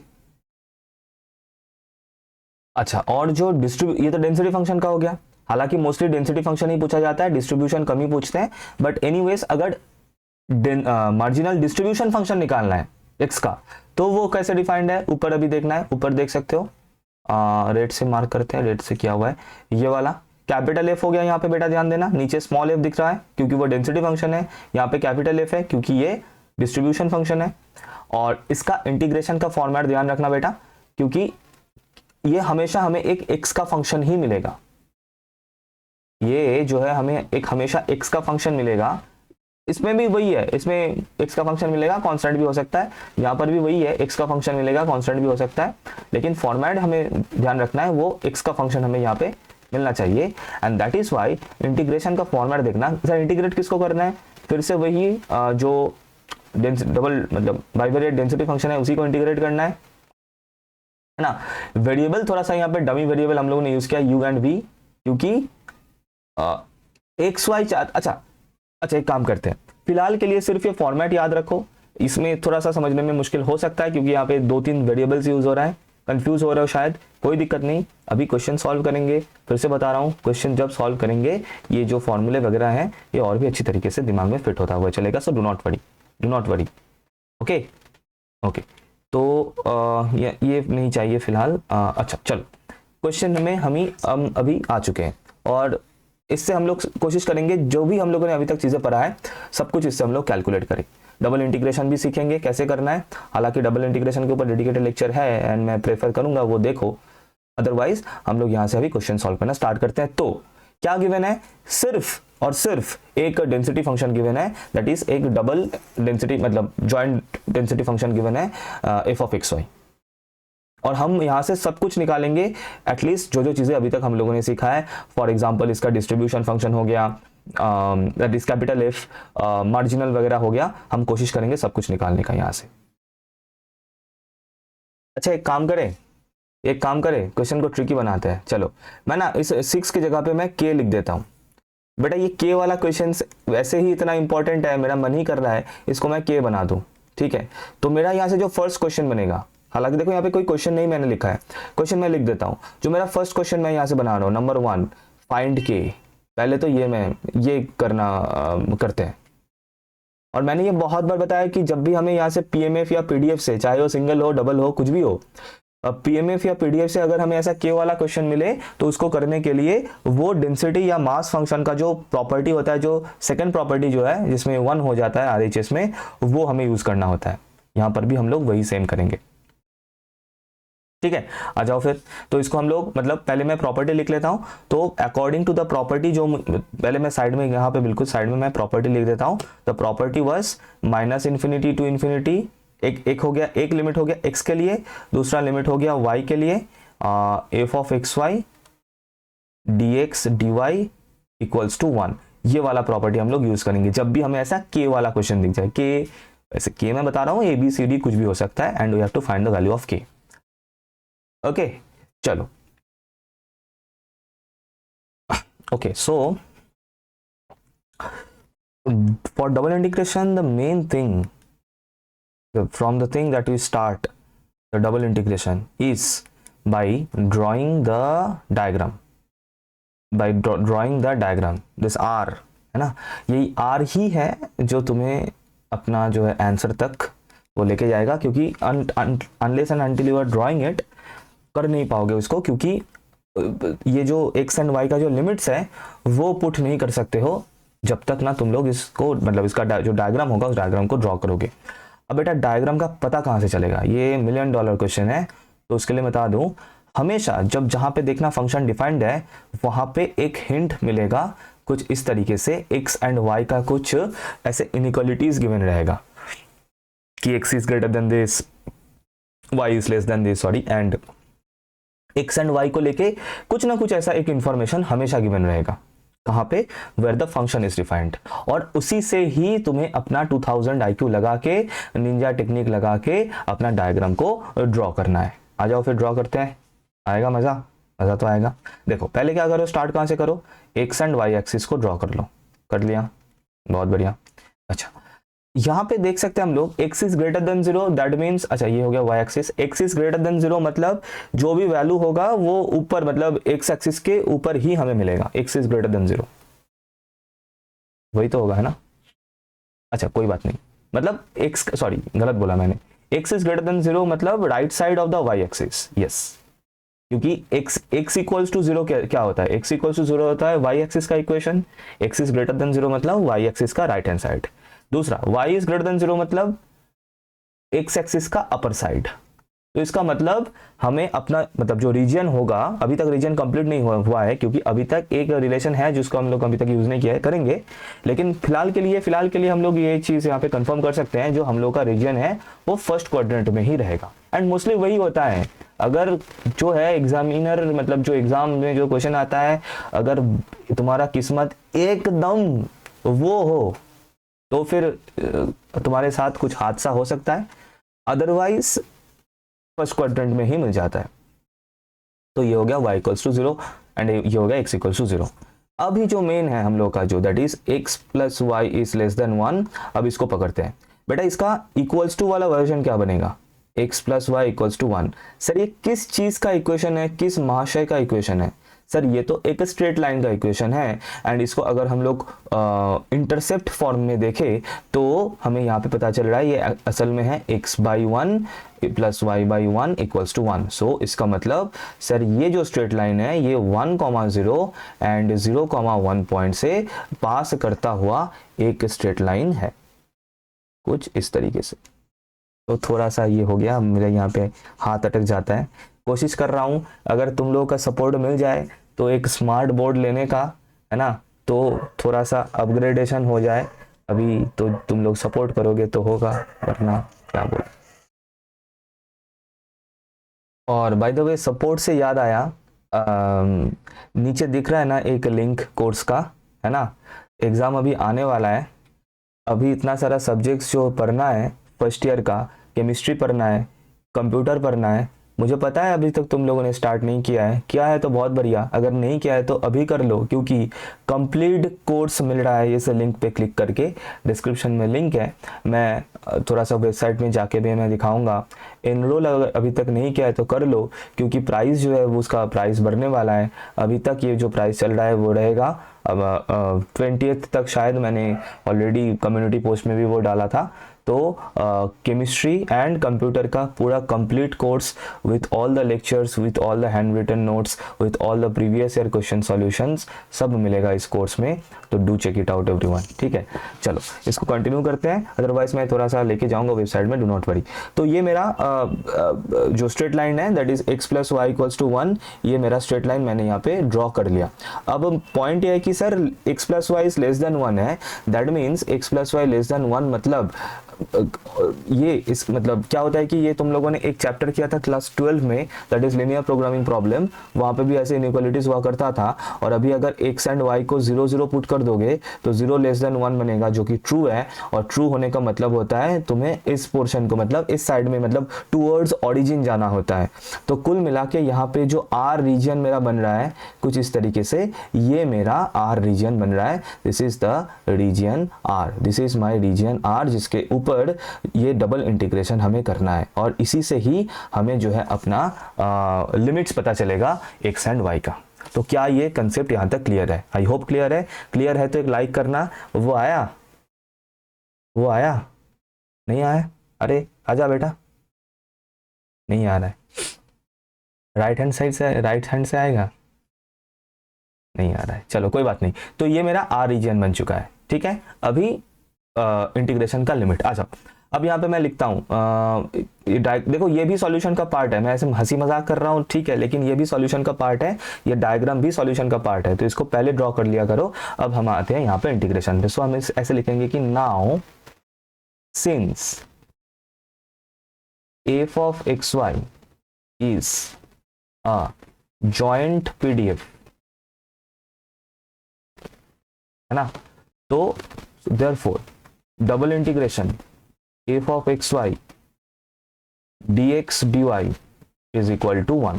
यही था हम लोग का प्रॉपर्टी, यहाँ पे प्रॉपर्टी देख सकते हो। और इसको मैं R नाम देता हूँ, इस रीजन को, ओवर द रीजन R। ये मैंने R लिख दिया। अब R को हम लोग डिफाइन करके लिखेंगे, कैसे, आ जाओ, विच इंप्लाइज दैट। अब मैंने तो इंटीग्रेशन साइन को ऐसे ब्रेक कर दिया, ठीक है। f ऑफ एक्स वाई की जगह पे f ऑफ एक्स वाई का जो फंक्शन डिफाइंड है वो लिखूंगा, that is k into 1 minus x minus y. ठीक है। अब ये तुम लोगों के ऊपर है, जनरली 90% ऑफ क्वेश्चंस में पहले y करो या फिर पहले x करो, आंसर सेम ही आ जाता है। कुछ टिपिकल क्वेश्चंस होता है जिसमें हम लोग को इंटीग्रेशन का ऑर्डर चेंज करके करना होता है, जिसके ऊपर dedicated lectures are already there from double integration, change of order etcetera etcetera, देख सकते हो। लिंक मैं डिस्क्रिप्शन में डाल दूंगा और अभी आई बटन में भी मैं डाल दूंगा, हाँ यहाँ पर भी जाके वो देख सकते हो। हालांकि ये 3rd सेमेस्टर का कंसेप्ट है, लेकिन सीख सकते हो किसी भी सेमेस्टर में, ऐसा नहीं है। तो फॉर एग्जांपल मैं यहाँ पे वैसे बुक में पहले विथ रेस्पेक्ट टू y कहता हूँ, चलो विथ रेस्पेक्ट टू y कर लेते हैं, एक के रिस्पेक्ट में पहले कर सकते हो, सो डू नॉट वरी। तो पहले मैं विथ रेस्पेक्ट टू y कर रहा हूँ, इसीलिए मैं यहाँ पे dy लगाऊंगा, और ये जो पहला लिमिट होगा वो y का लिमिट होगा, और अपर लिमिट और लोअर लिमिट क्या होगा वो अभी मैं डिसाइड करूंगा। और ये हो जाने के बाद मैं विथ रेस्पेक्ट टू x इसको इंटीग्रेट करूंगा, और यहाँ पे मैं dx रख देता हूँ कुछ इस तरीके से। ये होता है चीजों को लिख लेना, इस तरीके से चीज़ों को लिख लेना होता है। फिर से मैं रिपीट कर देता हूँ, मैंने यहाँ पे इक्वल्स टू 1 था RHS, वो मैंने लिख दिया। पहले मैं फिर से एक और बार रिपीट कर देता हूँ मैंने कैसे क्या कुछ किया। जो function f of x y था पहले मैंने उसको लिख लिया, फिर उसके बाद मैंने ये डिसाइड किया कि पहले with respect to y integrate करूंगा, तो इसलिए उसके साथ मैंने dy को रखा है, और ये जो लिमिट मैंने पहले रखा है वो y का लिमिट मैंने यहाँ पे रखा है। फिर उसके बाद वो जो आएगा इंटीग्रेट करके जो हमें मिलेगा उसको हमें with respect to x integrate करूंगा, इसलिए मैंने ds को बाद में रखा है, और उसके साथ जो इंटीग्रेशन का साइन रखा है उसका लिमिट मैंने x का लिमिट रखा है। अब सर ऐसे आपने तो इक्वल्स टू देके छोड़ दिया, अब लिमिट कैसे डिसाइड करें? अब यहाँ पे होगा मजेदार चीजें। अब इधर पे आ जाओ बेटा, आ जाओ। पहले मैं इसको थोड़ा सा क्लीन कर दूं ताकि थोड़ा सा साफ सुथरा लगे, है ना। चलो, और इस रीजन को भी मैं क्लियर कर देता हूं, मतलब इस कलर को हटा देता हूं, क्योंकि अभी इसके अंदर हमें यहाँ पे कुछ काम है। देखो अब समझना बेटा, बहुत अच्छे से समझना। देखो पहले हम लोग क्या कर रहे हैं, with respect to y integrate कर रहे हैं ना, तो पहले अगर with respect to y integrate कर रहे हो तो समझना, तो y एक्सिस के पैरेलल में इस रीजन के अंदर है ना, inside the region parallel to y axis एक ऐसे स्ट्रैप ड्रॉ कर लो। इस तरीके से एक स्ट्रैप जो है, एक ऐसे स्ट्रैप ड्रॉ कर लो।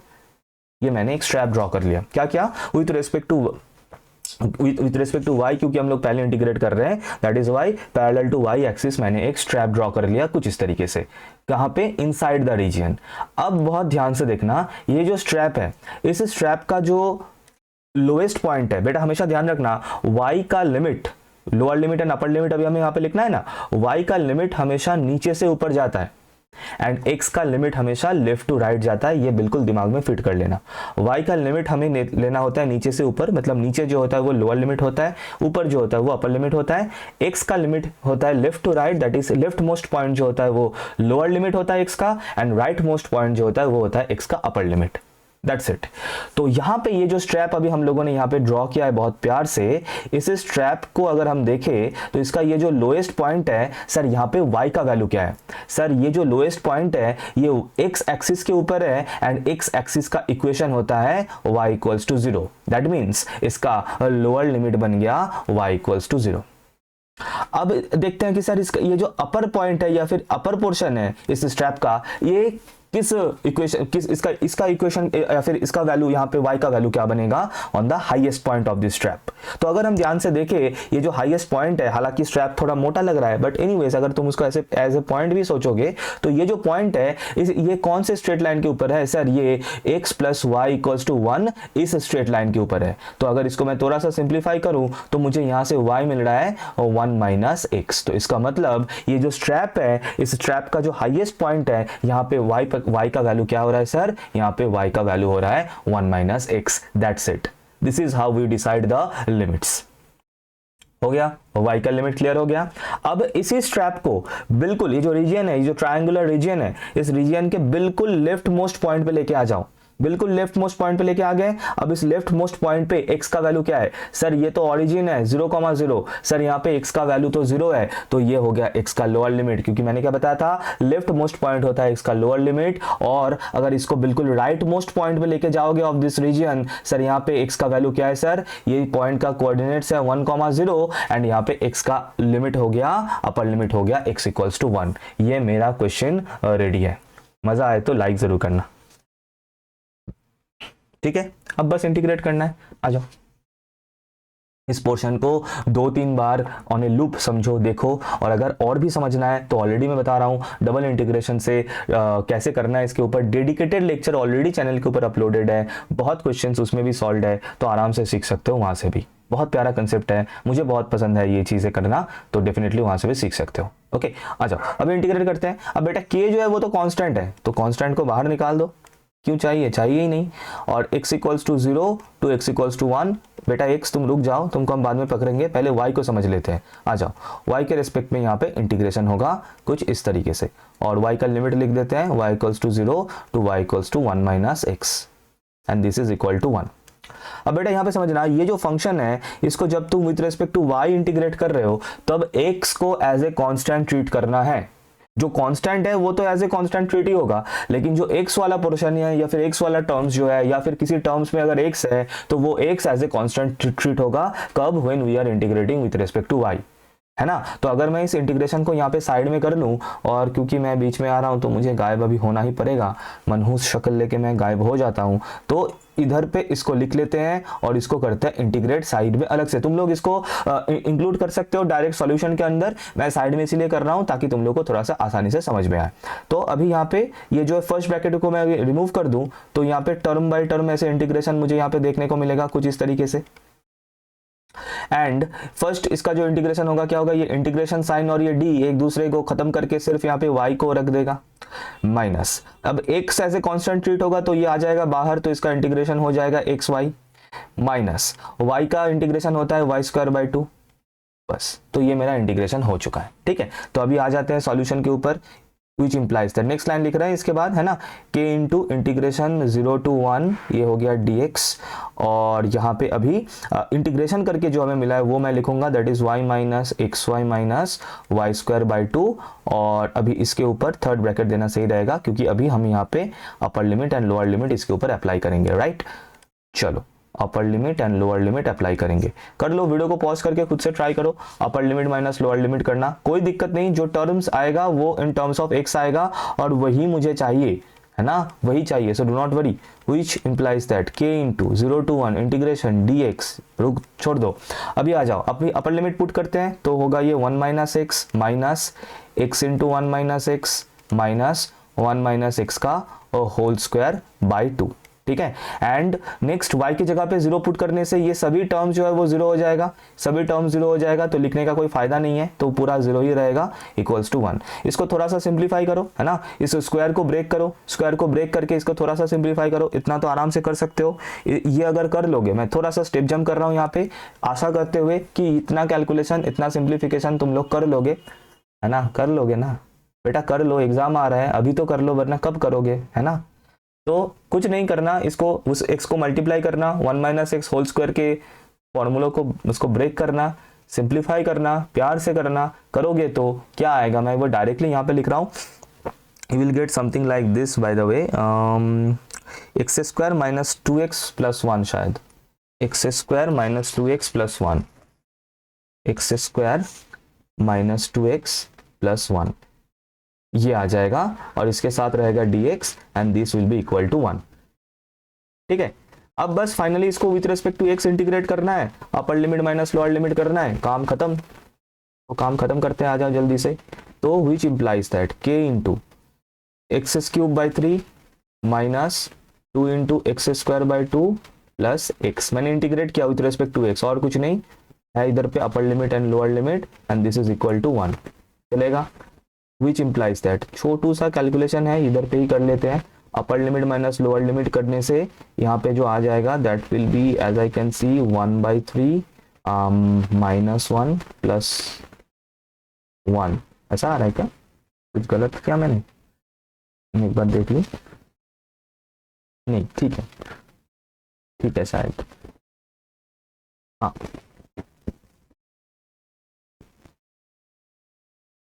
मैं एक बार देख लेता हूँ। ओके, यहाँ पे ना एक बाई 2 आएगा, ये मैं थोड़ा सा यहाँ पे स्टेप जंप किया था ना, यहाँ पे एक बाई 2 आएगा, एक बाई 2 रहेगा, तुम लोग अगर करोगे तो हाँ ये दिख गया होगा, इधर पे एक बाई 2 होगा, ठीक है, and this is equal to 1।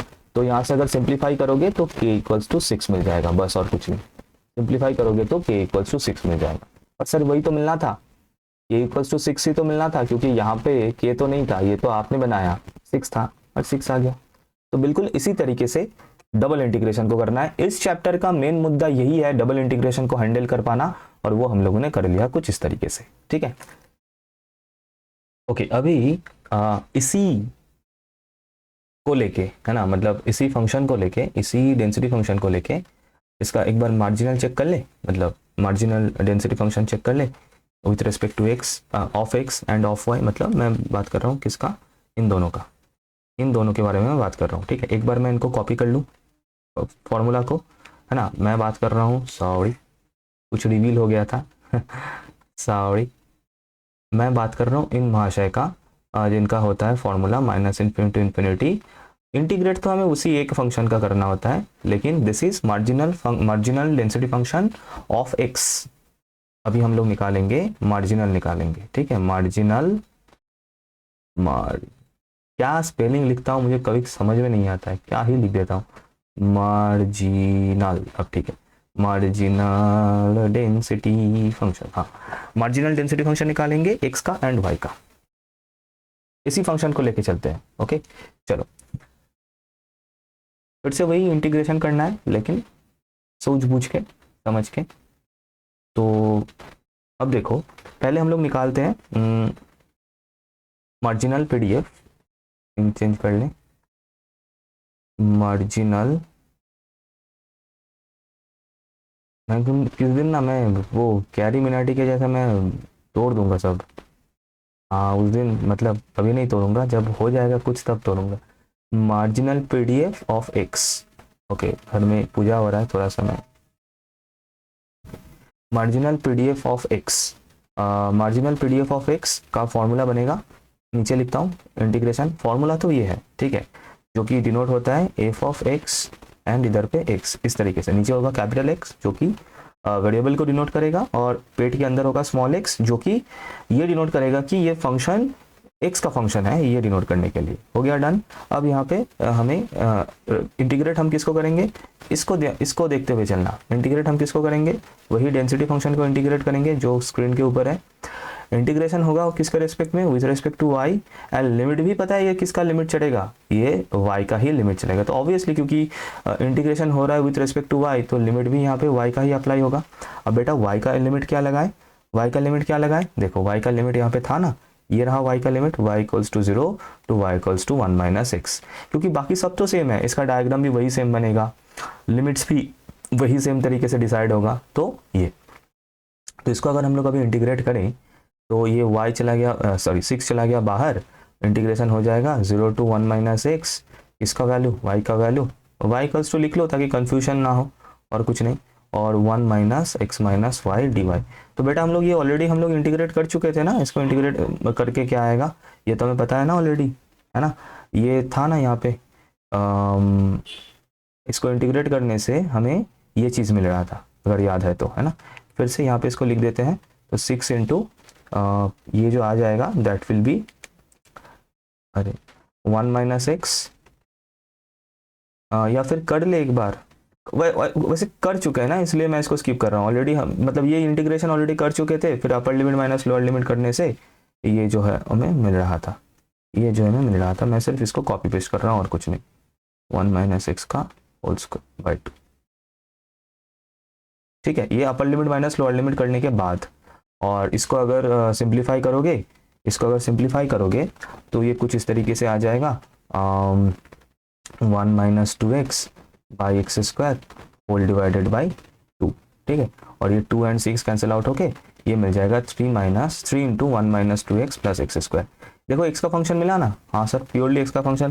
देखो ये कांस्टेंट हो सकता है या फिर x का फंक्शन मिलेगा, इसमें y कहीं पे भी नहीं दिखना चाहिए, y कहीं पे भी नहीं दिखना चाहिए। किसमें, जब हम लोग निकाल रहे हैं marginal density function of x, marginal density function of x, क्योंकि ये प्योरली x का फंक्शन होना चाहिए। कांस्टेंट होगा तो भी चलेगा, लेकिन y नहीं दिखना चाहिए। कहाँ पे, यहाँ पे, ये मेरा f(x) बन गया। अभी सिमिलरली बिल्कुल सेम तरीके से अगर विथ रेस्पेक्ट टू y इसको अच्छा sorry with respect to x अगर इसको इंटीग्रेट करते, ये मैं तुम लोगों के लिए होमवर्क के लिए दे रहा हूँ, कब से मैं ही बकबक कर रहा हूँ, ये थोड़ा सा तुम भी कर लो। दैट इज मार्जिनल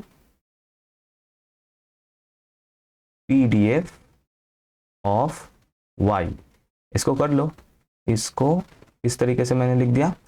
सेम रहेगा उसी फंक्शन, वही सेम fxy को इंटीग्रेट करना, लेकिन यहाँ पे इंटीग्रेशन होगा अभी विथ रिस्पेक्ट टू x। और लिमिट क्या होगा? अब बेटा लिमिट क्या होगा? लिमिट क्या होगा पता है? फिर से मैं यहाँ पे उस डायग्राम को एक बार ड्रॉ कर लूँ जल्दी से। ये लो मैंने कर लिया। अब क्योंकि विथ रेस्पेक्ट टू x मैं इंटीग्रेट कर रहा हूँ, तो पैरेलल टू x एक्सिस मैं एक स्ट्रैप ड्रॉ करूंगा। कर लिया parallel to x axis strip draw. और इसका ये जो लेफ्ट मोस्ट पॉइंट है, यहाँ पे x का वैल्यू क्या है सर? ये तो y एक्सिस है, y एक्सिस पे x का वैल्यू होता है 0, तो लोअर लिमिट हो गया 0, क्योंकि मैंने बताया था x का limit left to right decide होता है। और ये जो राइट मोस्ट पॉइंट हो गया इसका, सर ये यहाँ पे x का वैल्यू क्या है? सर ये जो इक्वेशन है स्ट्रेट लाइन, ये जो स्ट्रेट लाइन है, ये x equals to y, x plus y equals to 1 straight line है, तो यहाँ पे x का वैल्यू क्या हो जाएगा? 1 माइनस वाई, तो ये हो गया 1 माइनस वाई। अब इसको प्यार से इंटीग्रेट करो, थोड़ा सा एडजस्ट करो और कमेंट में बताओ कि सर यहाँ पे इसका function y in terms of y इसका फंक्शन क्या आ रहा है। बस और कुछ नहीं। तो इस तरीके से जो है हम लोग चीज़ों को कैलकुलेट करते हैं, इस तरीके से जो है चीज़ों को कैलकुलेट करते हैं। आई होप यहाँ तक चीज़ें बिल्कुल क्लियर है, ठीक है। अच्छा, क्वेश्चंस और भी करेंगे, मैंने बताया था वीडियो थोड़ा सा लेंदी होगा क्योंकि डिफरेंट टाइप्स ऑफ क्वेश्चन मुझे कवर करना होगा। एंड ऑब्वियसली मैं अलग, हाँ मैं डेडिकेटेडली क्वेश्चन सॉल्यूशन के ऊपर वीडियो बना सकता हूँ, दैट्स अ डिफरेंट थिंग। लेकिन इस पोर्शन को कंप्लीट करने के लिए जो डिफरेंट क्वेश्चंस है वो मैं इसी में ही कराऊंगा, ठीक है। अच्छा, एक और चीज़ अभी बाकी है, अभी उसके ऊपर मैं लेके चलता हूँ। दैट इज़, अगर तुम लोगों को याद है तो तुम लोगों ने सिंगल मैंने ये हाल फिलहाल में मैं ये वीडियो अपलोड किया कंडीशनल प्रोबेबिलिटी वाला। तो कंडीशनल प्रोबेबिलिटी हम लोगों ने किया है वहाँ पे, जहाँ पे एंड उसके ऊपर डेडिकेटेड लेक्चर एक मैंने डाला, अभी बिल्कुल रिसेंटली मैंने इसको अपलोड किया था। अगर अभी तक नहीं देखा है तो ज़रूर देख लेना। उससे क्या है कि कंडीशनल प्रोबेबिलिटी का कंसेप्ट पूरा क्लियर होगा। लिंक मैं डाल दूंगा डिस्क्रिप्शन में, एंड प्लेलिस्ट का लिंक भी डाला हुआ है, उसमें एडेड है, या फिर अभी आई बटन में भी डाल दूंगा, वहाँ से भी चेकआउट कर सकते हो, ठीक है। अच्छा, तो यहाँ पर क्या होगा? यहाँ पर भी वही सेम कंडीशनल प्रोबेबिलिटी का कंसेप्ट यूज़ होगा, लेकिन बस डिफरेंस इतना है कि इसमें अभी डबल वेरिएबल इन्वॉल्व है। तो किस तरीके से चीज़ें जो है डिफाइंड है एक बार देख लो, फिर मैं इसको एक्सप्लेन कर देता हूँ। अच्छा, थोड़ा सा मैं यहाँ पे वेबसाइट में थोड़ा सा मैं तुम लोगों को लेके आया हूँ, क्योंकि ज़रा बता दूँ कि फर्स्ट ईयर बच्चों के लिए, सेकंड सेमेस्टर में जो भी है उन लोगों के लिए 2 कोर्सेज बहुत दिनों से चालू है ऑलरेडी। मैं ये थोड़ा सा तुम लोगों को यहाँ पे दिखा देता हूँ। तो वेबसाइट में जाना है, वेबसाइट का लिंक डिस्क्रिप्शन में मिल जाएगा, या फिर सिंपली अगर टेंडिंग टू इन्फिनिटी लिख के सर्च करोगे गूगल में तो वेबसाइट आ ही जाएगा सबसे ऊपर, तो वहाँ से जाके देख सकते हो। तो 3 चीज़ें अवेलेबल है, चल रहा है बहुत दिनों से।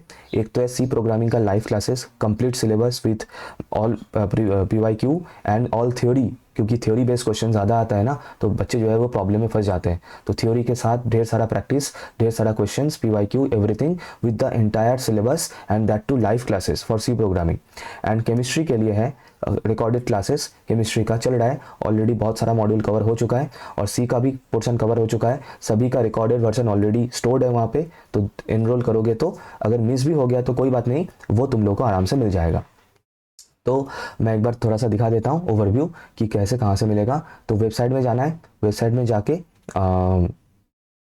ये जो ऊपर है यहीं पे दिख जाएगा, या फिर ये जो ऊपर कोर्सेज करके दिख जाएगा, इस कोर्सेज के ऊपर क्लिक करना, तो यहाँ पे ये ओपन हो जाएगा, ठीक है। तो मैं लॉगिन करके, जब भी तुम लोग परचेस करोगे तो ऊपर से यहाँ पे लॉगिन करके अपना अकाउंट बना के फिर परचेस करना, तो फिर जो है प्रोसेस बहुत ईजी हो जाएगा, ठीक है। ओके, तो देखो मैंने यहाँ पे लॉगिन कर लिया है अपना डिटेल्स देके, यूज़र नेम पासवर्ड देके। तो कुछ इस तरीके से यहाँ पे इंटरफेस दिखाएगा। तो फिर अपने यहाँ पे ये जो एनरोल्ड कोर्सेज करके दिख रहा है, इस एनरोल्ड कोर्सेज में आना है, और इस एनरोल्ड कोर्सेज के अंदर यहाँ पे जो कोर्सेज तुम लोगों का एनरोल्ड है वो दिखा देगा। फॉर एग्जांपल मैं एक बार केमिस्ट्री में यहाँ पे जाके स्टार्ट लर्निंग के ऊपर क्लिक करना है बेटा, है ना, इसके ऊपर क्लिक करना है। तो जैसे यहाँ पे क्लिक करोगे तो इस तरीके से कोर्स जो है वो ओपन हो जाएगा, और देख सकते हो ये एटॉमिक एंड मॉलिक्यूलर स्ट्रक्चर का जो फर्स्ट मॉड्यूल है ये ऑलरेडी कंप्लीटेड है।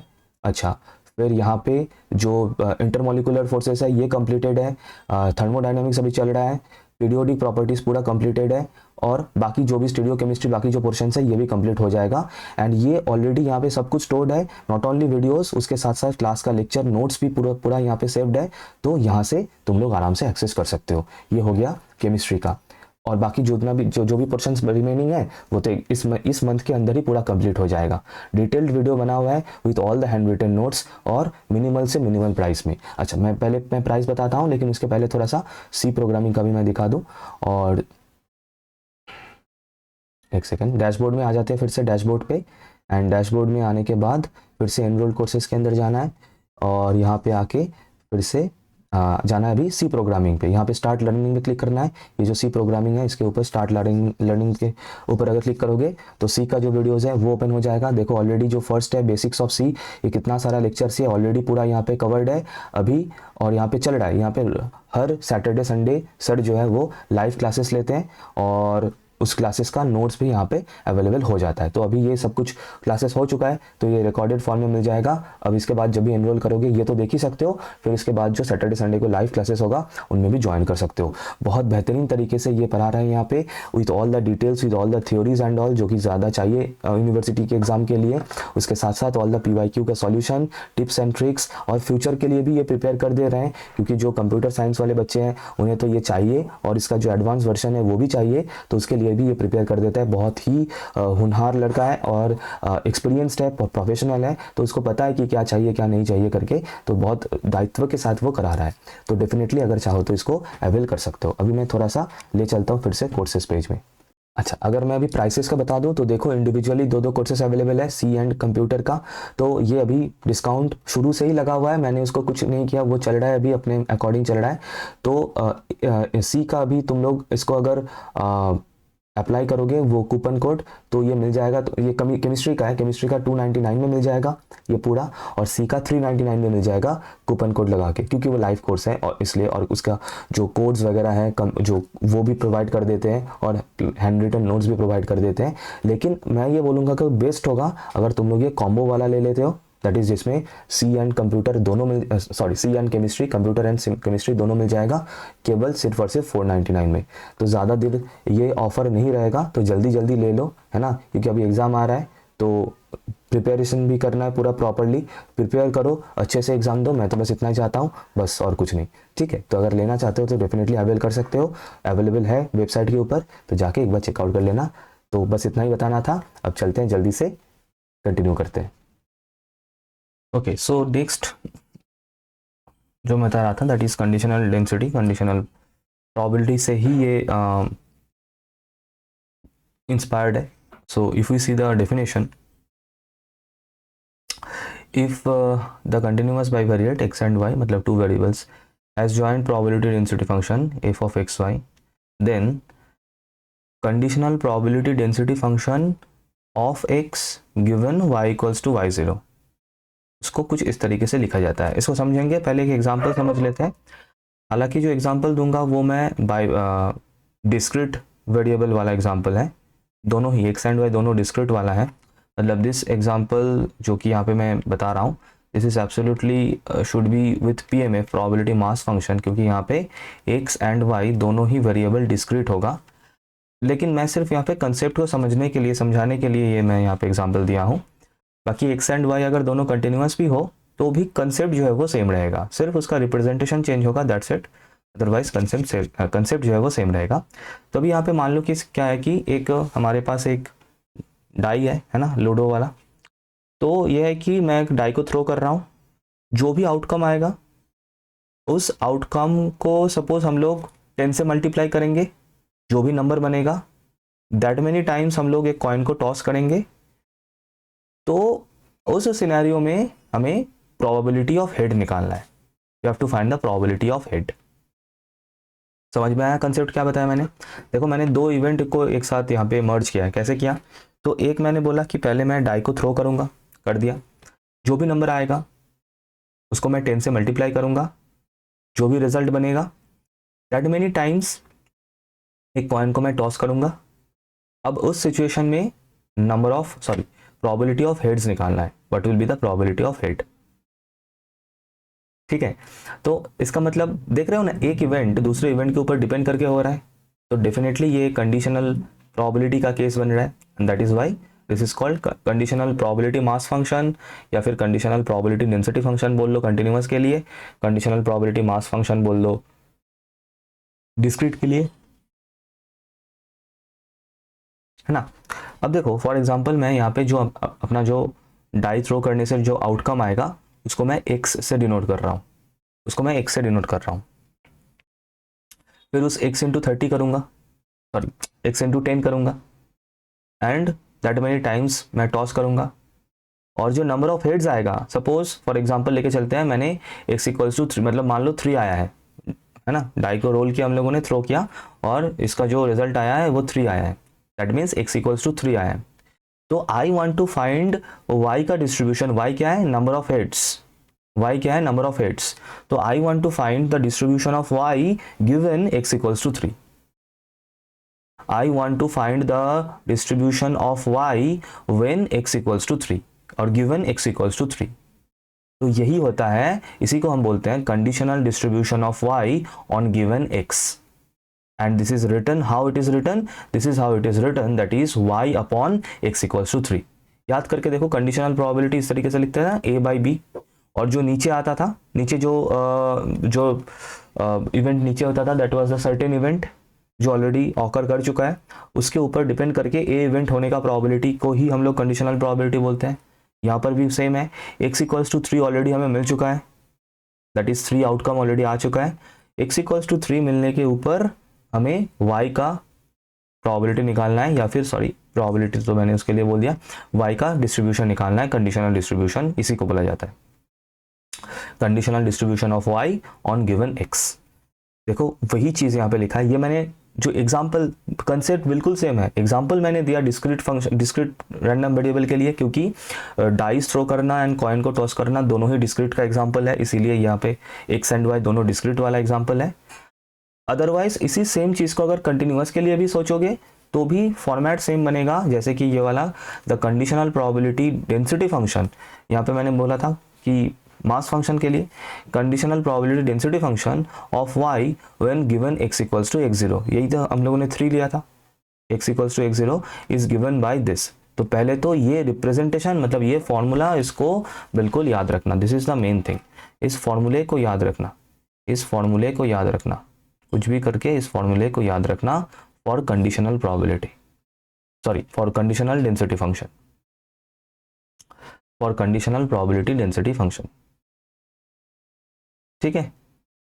तो जब भी y ऑन x हम लोग निकालते हैं, है ना, मतलब x कुछ x गिवन है, उसके ऊपर निर्भर करके y निकलते हैं, तब y बाई x होता है, just as the conditional probability, और ब्रैकेट के अंदर भी हम लोग रखते हैं y बाई x0, क्योंकि यही x0 गिवन है, इस x0 के ऊपर निर्भर करके, डिपेंड करके हमें y का डिस्ट्रीब्यूशन निकालना है, डेंसिटी फंक्शन निकालना है। तो उसका जो फॉर्मूला बनता है, sorry that is this one, probability F of x x0 वो रहेगा नीचे, ऊपर रहेगा function of x0 comma y। ये याद रखना है, जैसे तैसे करके इसको याद रखना है। This is for x y on x and this is for x on y, that's it. We have to remember these two formula. और एक आखिरी कंसेप्ट मैं बताऊंगा यहाँ पे, that is independent random variables, मतलब जब ये जॉइंट डिस्ट्रीब्यूशन में कंटिन्यूअस के लिए जब दोनों जो वेरिएबल जो है वो इंडिपेंडेंट हो, two continuous random variables x and y are said to be independent, अगर जो उनका जो डेंसिटी फंक्शन होता है, जॉइंट डेंसिटी फंक्शन होता है, उसको अगर हम इस फॉर्मेट में लिख सके, that is marginal density function of x into marginal density function of y, ठीक है। अगर हम लोग ऐसा लिख सकते हैं, देन हम लोग x एंड y को इंडिपेंडेंट रैंडम वेरिएबल बोल सकते हैं, ठीक है। So this is the thing that we have to remember from independent random variable. तो मोर और less these are the things, these are the concepts that we have discussed. तो सब कुछ मैंने बता दिया कि जॉइंट डेंसिटी फंक्शन क्या होता है, जॉइंट डिस्ट्रीब्यूशन फंक्शन क्या होता है, मार्जिनल डेंसिटी फंक्शन क्या होता है, कंडीशनल डेंसिटी फंक्शन क्या होता है, एंड इंडिपेंडेंट रैंडम वेरिएबल क्या होता है। ओके, तो एक क्वेश्चन सॉल्व करें, फिर आ जाओ, फिर सॉल्व करना स्टार्ट करते हैं। और ये जो पहला जो क्वेश्चन है, इसका ऑलरेडी इस टाइप का एक क्वेश्चन हम लोग ऑलरेडी सॉल्व कर चुके हैं, फिर भी मैं इसको थोड़ा सा कर देता हूँ, और ये क्वेश्चन प्रीवियस ईयर में भी आ चुका है, प्रीवियस ईयर में भी ये आ चुका है, ठीक है। सो इंपॉर्टेंट क्वेश्चन है। तो फर्स्ट पार्ट है फाइंड सी, फाइंड सी, बिल्कुल वही के सी वही जैसा क्वेश्चन है। देन उसके बाद एक नेक्स्ट पार्ट है, इसको हम लोग निकालेंगे, डू नॉट वरी। ओके, सी वाला पार्ट तो तुम लोग खुद भी कर सकते हो, है ना। मतलब वही सेम टेक्निक होगा, वीडियो को पॉज करके खुद से आराम से कर सकते हो। तो डायग्राम को पहले ड्रॉ कर लें, पहले diagram, x axis, y axis, origin, x plus y equals to 2, है ना। तो इसको अगर फिर से वही इंटरसेप्ट फॉर्म में लेके जाओगे तो क्या मिलेगा, 2,0 पॉइंट से जाएगा ये, और ये जाएगा 0,2 पॉइंट से, और इस स्ट्रेट लाइन का इक्वेशन है x plus y equals to 2, सही है। ये क्या है, y इक्वल्स टू 0, और y एक्सिस क्या होता है, x इक्वल्स टू 0। तो ये डायग्राम बन गया, और बीच का वो ट्रायंगुलर। तुम लोग सोच रहे हो कि सर हमेशा ट्रायंगुलर एरिया मिलता है, ऐसा बेहुदा क्वेश्चन मत किया करो, बिल्कुल मत किया करो, कुछ भी हो सकता है ना। ये बन रहा है ऐसा, हमें मिल रहा है क्वेश्चन, इसलिए अभी आगे देखेंगे झटका लगेगा, जोर का झटका हाई जोरों से, है ना। एनीवेज, तो फिर वही double integration over the region R, R क्या है यहाँ पे, आर ये जो ट्रायंगल इनसाइड जो मतलब इंस्क्राइब्ड जो ये ट्रायंगल है दैट इज आर, एंड इसको हम इंटीग्रेट करेंगे, किसको, जो डेंसिटी फंक्शन है, जॉइंट डेंसिटी फंक्शन, उसको dx dy, and this is equal to 1 according to the property of density function. बहुत ही बढ़िया। सी को कर दो बाहर क्योंकि वो कांस्टेंट है। अब एक्स एंड वाई का लिमिट पुट करना है, तो बताओ पहले किसके रिस्पेक्ट में करोगे, वाई या एक्स। वाई के रिस्पेक्ट में करें, चलो। तो विथ रिस्पेक्ट टू वाई मैंने पैरेलल लाइन ड्रॉ कर लिया, एक स्ट्रैप ड्रॉ कर लिया, बहुत बढ़िया। इस स्ट्रैप का जो लोएस्ट पॉइंट है that is y equals to 0, और जो हाईएस्ट पॉइंट है वो है स्ट्रेट लाइन के ऊपर जहाँ पे y का वैल्यू है 2 - x, बस, ठीक है। और फंक्शन आ गया x plus y, and d y यहाँ पे रहेगा, और डी एक्स यहाँ पे रहेगा। x का लिमिट क्या होगा, 0 से लेकर 2 तक, क्योंकि जो लेफ्ट मोस्ट पॉइंट है इस ट्रायंगल का वहाँ पे x का वैल्यू 0 है, जो कि है ऑरिजिन। जो राइट मोस्ट पॉइंट है वहाँ पे x का वैल्यू है 2। तो ये मेरा क्वेश्चन सेट हो गया, अभी सॉल्व करना है बस, सॉरी। तो सॉल्व करने से क्या बनेगा, that is x d y plus y d y, integration होगा 0 से लेके 2 - x, फिर इसका इंटीग्रेशन होगा डी एक्स 0 से 2, दिस इज इक्वल टू 1। बहुत ही बढ़िया।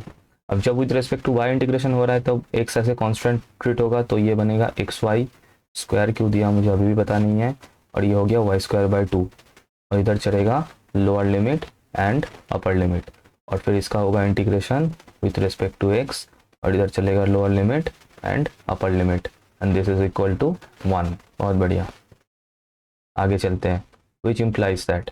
अच्छा, अब देखो अपर लिमिट माइनस लोअर लिमिट करेंगे, है ना। किसका वैल्यू, सर ये y का वैल्यू है, ये y का वैल्यू है ना, ये y का वैल्यू है।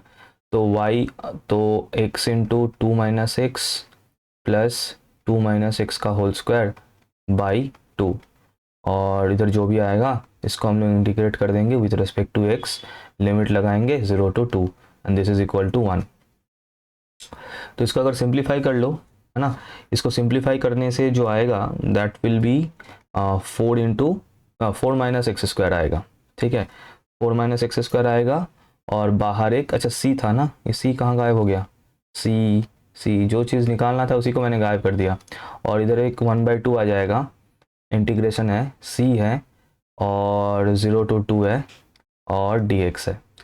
सिंप्लीफाई करना है, x को अंदर मल्टीप्लाई करके, है ना, इस x को अंदर मल्टीप्लाई करना है, इसको ब्रेक करना है ये माइनस भी होल स्क्वायर के फॉर्मूले में, और इजी है, आ जाएगा, नो प्रॉब्लम। और फिर यहाँ पे इसको इंटीग्रेट करना है, c/2 को मैं बाहर कर देता हूँ, और ये होगा 4x, ये होगा x³ और इधर चलेगा limit 0 to 2 equals to 1 c/2, और ये हो जाएगा 8 - 8/3, 8 - 8/3, ठीक है, इक्वल्स टू 1। तो ये कितना होगा इसका वैल्यू, दिस विल बी तो मतलब बेसिकली ये 8 कॉमन लेने से 1 - 1/3 हो रहा है ना। तो 2/3 है ना, तो ये 2 कैंसिल आउट होगा। सो बेसिकली ये बन रहा है 8/3 इक्वल्स टू 1। तो यहाँ से बन जाएगा c इक्वल्स टू 3/8। तो c का जो आंसर आ जाएगा, c का जो वैल्यू हो जाएगा दैट विल बी 3/8। तो ये मेरा फर्स्ट पार्ट का आंसर हो चुका है, ख़त्म। अभी करेंगे सेकेंड पार्ट। सेकेंड पार्ट म्हणजे सेकेंड पार्ट मतलब ये महाशय, ये रहा ये चीज़। Now probability of x is less than 1 comma y is greater than half, this is equal to। अब बेटा इसको समझना है कि इसका मतलब क्या हुआ। सर ये जो होगा, देखो हमें अपना रीजन को भूलना नहीं है, है ना, हमें अपना रीजन को भूलना नहीं होता है। जो हम लोग का रूट है उसको हमें भूलना नहीं होता है। तो रीजन तो ये रहा, इस रीजन को हमें भूलना नहीं है। अच्छा अभी मैं उसको हटा दूंगा, ये मैंने क्यों ड्रॉ किया यार, इसको पहले हटा लेता तो फिर सही होता ज़्यादा। अब ठीक है, अब यहाँ पे पहले रीजन को ड्रॉ कर लेते हैं, मतलब फिर से इस रीजन को मैं मार्क कर लेता हूँ। ये जो हम लोग का ट्रायंगुलर रीजन है ये हो गया। अब देखो x इज लेस देन 1, देखो अगर x को देखोगे, कहाँ किससे दिखाऊं, इससे करते हैं। तो अगर x को देखोगे, x इज लेस देन 1, मतलब x का जो अपर लिमिट होगा वो 1 जाएगा। ये तो यहाँ से बिल्कुल क्लियरली पता चल रहा है, क्योंकि देखो ये पता है कौन सा पार्ट है। मैं एक बार लेके चलता हूँ, एक बार मैं प्रॉपर्टी पे लेके चलता हूँ। ये रहा, ये रहा, ये रहा, ये रहा। मैंने बताया था ना ये प्रॉपर्टी हमें यूज़ करना है, ये प्रॉपर्टी हमें यूज़ करना है। देखो मैंने क्लियर कर दिया। नंबर 2 सर यही है ना सर, यही प्रॉपर्टी है उस क्वेश्चन में, वहाँ पे है। मैं बता देता हूँ, x is less than equals to, नहीं लेस देन है, लेस देन इक्वल्स टू हो या लेस देन हो एक ही बात है। कितना है, एक्स इज लेस देन 1 है, ठीक है, एक्स इज लेस देन 1 है एंड वाई का क्या है, y is greater than half है। Okay y is greater than half है। तो ये सिनेरियो है वहाँ पे, ये सिनेरियो है। सिर्फ ये लोअर लिमिट मतलब ए एंड डी का वैल्यू अगर मैं डिसाइड कर लूँ तो मेरा क्वेश्चन बन जाएगा। सही है, ओके। तो अगर अभी हम लोग इस डायग्राम को देखें तो x का मिनिमम वैल्यू क्या होगा। सर x का मिनिमम वैल्यू होगा 0, है ना। कहाँ पे जाए, उस डायग्राम में चले। अगर ये जो यहाँ पे जो रीजन देख रहे हो, कहाँ गया क्वेश्चन, हाँ यहाँ पे जो अगर रीजन देख रहे हो, है ना, अगर देखोगे तो यहाँ पे x का जो लेफ्ट मोस्ट पॉइंट है दैट इज 0, तो x का जो लोअर लिमिट बनेगा दैट इज 0। तो x का तो हो गया lower limit and upper limit 0 and 1। अब y का लोअर लिमिट मुझे यहाँ से मिल रहा है कि y का वैल्यू हाफ से ग्रेटर होना चाहिए, लेकिन सर जाएगा कहाँ तक, जाएगा कहाँ तक वो समझने के लिए फिर से वही कि अगर हम लोग पैरेलल टू वाई एक्सिस एक स्ट्रैप ड्रॉ करें। हाँ एक काम करो पहले तो इसको, एक काम करो पहले y इक्वल्स टू, देखो मैं समझा देता हूँ कोई दिक्कत नहीं। ये जो y is greater than half है ना, मैं समझा देता हूँ इजी वे में समझा देता हूँ। y is greater than half है ना, इसको मैं पहले यहाँ पे लिख दे रहा हूँ y is greater than half. इसका इक्वल्स टू वाला वर्जन क्या बनेगा, y is equal to half. y is equal to half क्या है sir, y is equal to half एक स्ट्रेट लाइन है जो कि पैरेलल टू x एक्सिस होगा, एंड ये वाला कुछ इस तरीके से एक स्ट्रेट लाइन हमें मिलेगा y is equal to half. ठीक है, ये जो स्ट्रेट लाइन है this is y is equal to half straight line, y equals to half straight line. और ये मेरा लोअर लिमिट है किसके लिए, y के लिए। तो इसका मतलब जो स्ट्रैप मतलब जो अभी रीजन मेरा बन गया पर इस पर्टिकुलर क्वेश्चन पोर्शन के लिए, सेकंड पार्ट के लिए, वो मेरा इस पोर्शन में ये बाउंडेड हो गया। ठीक है, इस पोर्शन में बाउंडेड हो गया। ओके तो यहाँ पे y का लोअर लिमिट तो मुझे दिख रहा है कि वो हाफ से स्टार्ट होगा, और इसमें अगर मैं फिर से वो स्ट्रैप ड्रॉ करूँ तो उसका जो अपर लिमिट है वो तो वहीं पे जा रहा है उस स्ट्रेट लाइन के ऊपर, that is 2 - x, that is 2 - x। तो कुल मिला के मेरा लिमिट क्या बना फिर x एंड y का, x का लिमिट बन गया 0 to 1 एंड y का लिमिट बन गया that is half to 2 - x, that's it. अब इसको इंटीग्रेट करना है और आंसर निकालना है। मैं थोड़ा सा ये दिखा देता हूँ यहाँ पे, लेकिन मैं हट जाता हूँ पहले क्योंकि जगह नहीं है। तो इसका इंटीग्रेशन में फॉर्मेट क्या बनेगा, दैट इज इंटीग्रेशन 0 to 1 रखता हूँ, यह है x का लिमिट, और इसको बाद में रख रहा हूँ। देखो बेटा मैं यहाँ पे एक चीज़ और क्लियर कर दूँ, एक चीज़ और क्लियर करूँ। देखो अगर कोई लड़का अगर यहाँ पे चाहता तो वो उल्टा भी कर सकता था, दैट इज मैंने यहाँ पे क्या किया, पहले मैं विथ रेस्पेक्ट टू वाई, हालांकि मैंने इसको एक्सप्लेन पूरा उल्टा किया जो कि मुझे नहीं करना चाहिए था, क्योंकि मैंने यहाँ पे पहले with respect to y integrate किया है, फिर with respect to x integrate किया है। सही होता, ये सही होता अगर मैं पहले ये डायग्राम को ड्रॉ कर लेता, मैंने उल्टा किया, एक्चुअली मैंने गलत किया यहाँ पे, रादर ये बोलना चाहिए। तो तुम लोग कैसे करोगे, मैंने जो रिड्यूस डायग्राम जो मैंने बाद में ड्रॉ किया, ये y equals to half straight line draw किया है ना, ये तुम्हें पहले कर लेना चाहिए था। एंड x इक्वल्स टू 1 वाला स्ट्रेट लाइन वो भी ड्रॉ कर लेने से अच्छा होता है। ये एक काम करता हूँ, y equals to 1 straight line भी मैं यहाँ से ड्रॉ कर ही देता हूँ। एक काम करता हूँ, मैं इसको दोबारा समझा देता हूँ, वही सही रहेगा, वही सही रहेगा। ठीक है, ये तो y equals to half straight line था, चलो अच्छा हुआ, कभी कभी गलती करना चाहिए। ये हो गया y equals to half straight line. दूसरा एक और है, दूसरा है x equals to 1 straight line, x equal to 1 straight line. ठीक है, ये पता नहीं ये कहाँ से जाएगा, एक बार देख लेना, हाफ होने से ये कौन सा पॉइंट होगा देख लेना, एक बार डायग्राम देख लेना, मतलब ये पॉइंट ऑफ इंटरसेक्शन से एक बार देख लेना। लेकिन मैं उसमें इंटरेस्टेड नहीं हूँ, वो मेरा नहीं है, देख लेना वो ये जो रीजन हो रहा है, क्या ये एक ट्रायंगल हो रहा है या फिर एक क्वाड्रिलेटरल हो रहा है, एक बार वो देख लेना।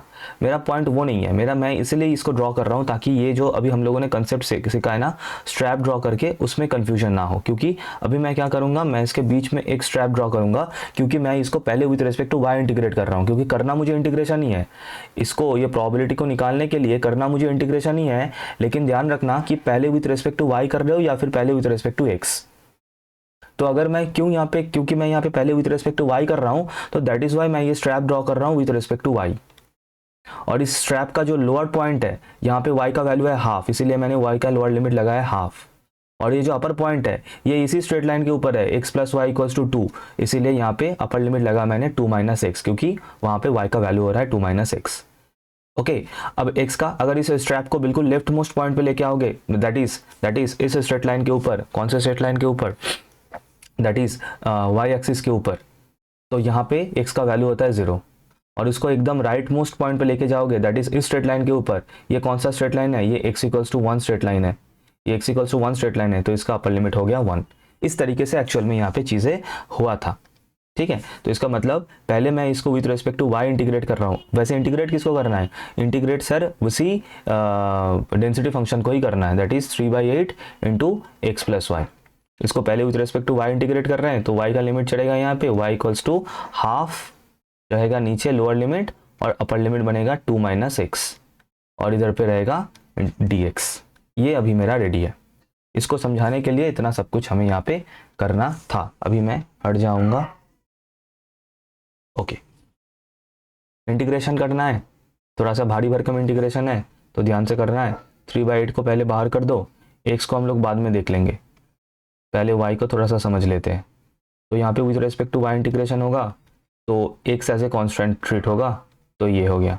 अभी होगा upper limit and lower limit, ये मैंने यहाँ पे लिख दिया। ठीक है, ओके, अभी अपर लिमिट माइनस लोअर लिमिट करने का एक स्टेप मैं यहाँ पे लिख लेता हूँ, बाकी मैं नेक्स्ट पेज में चलता हूँ।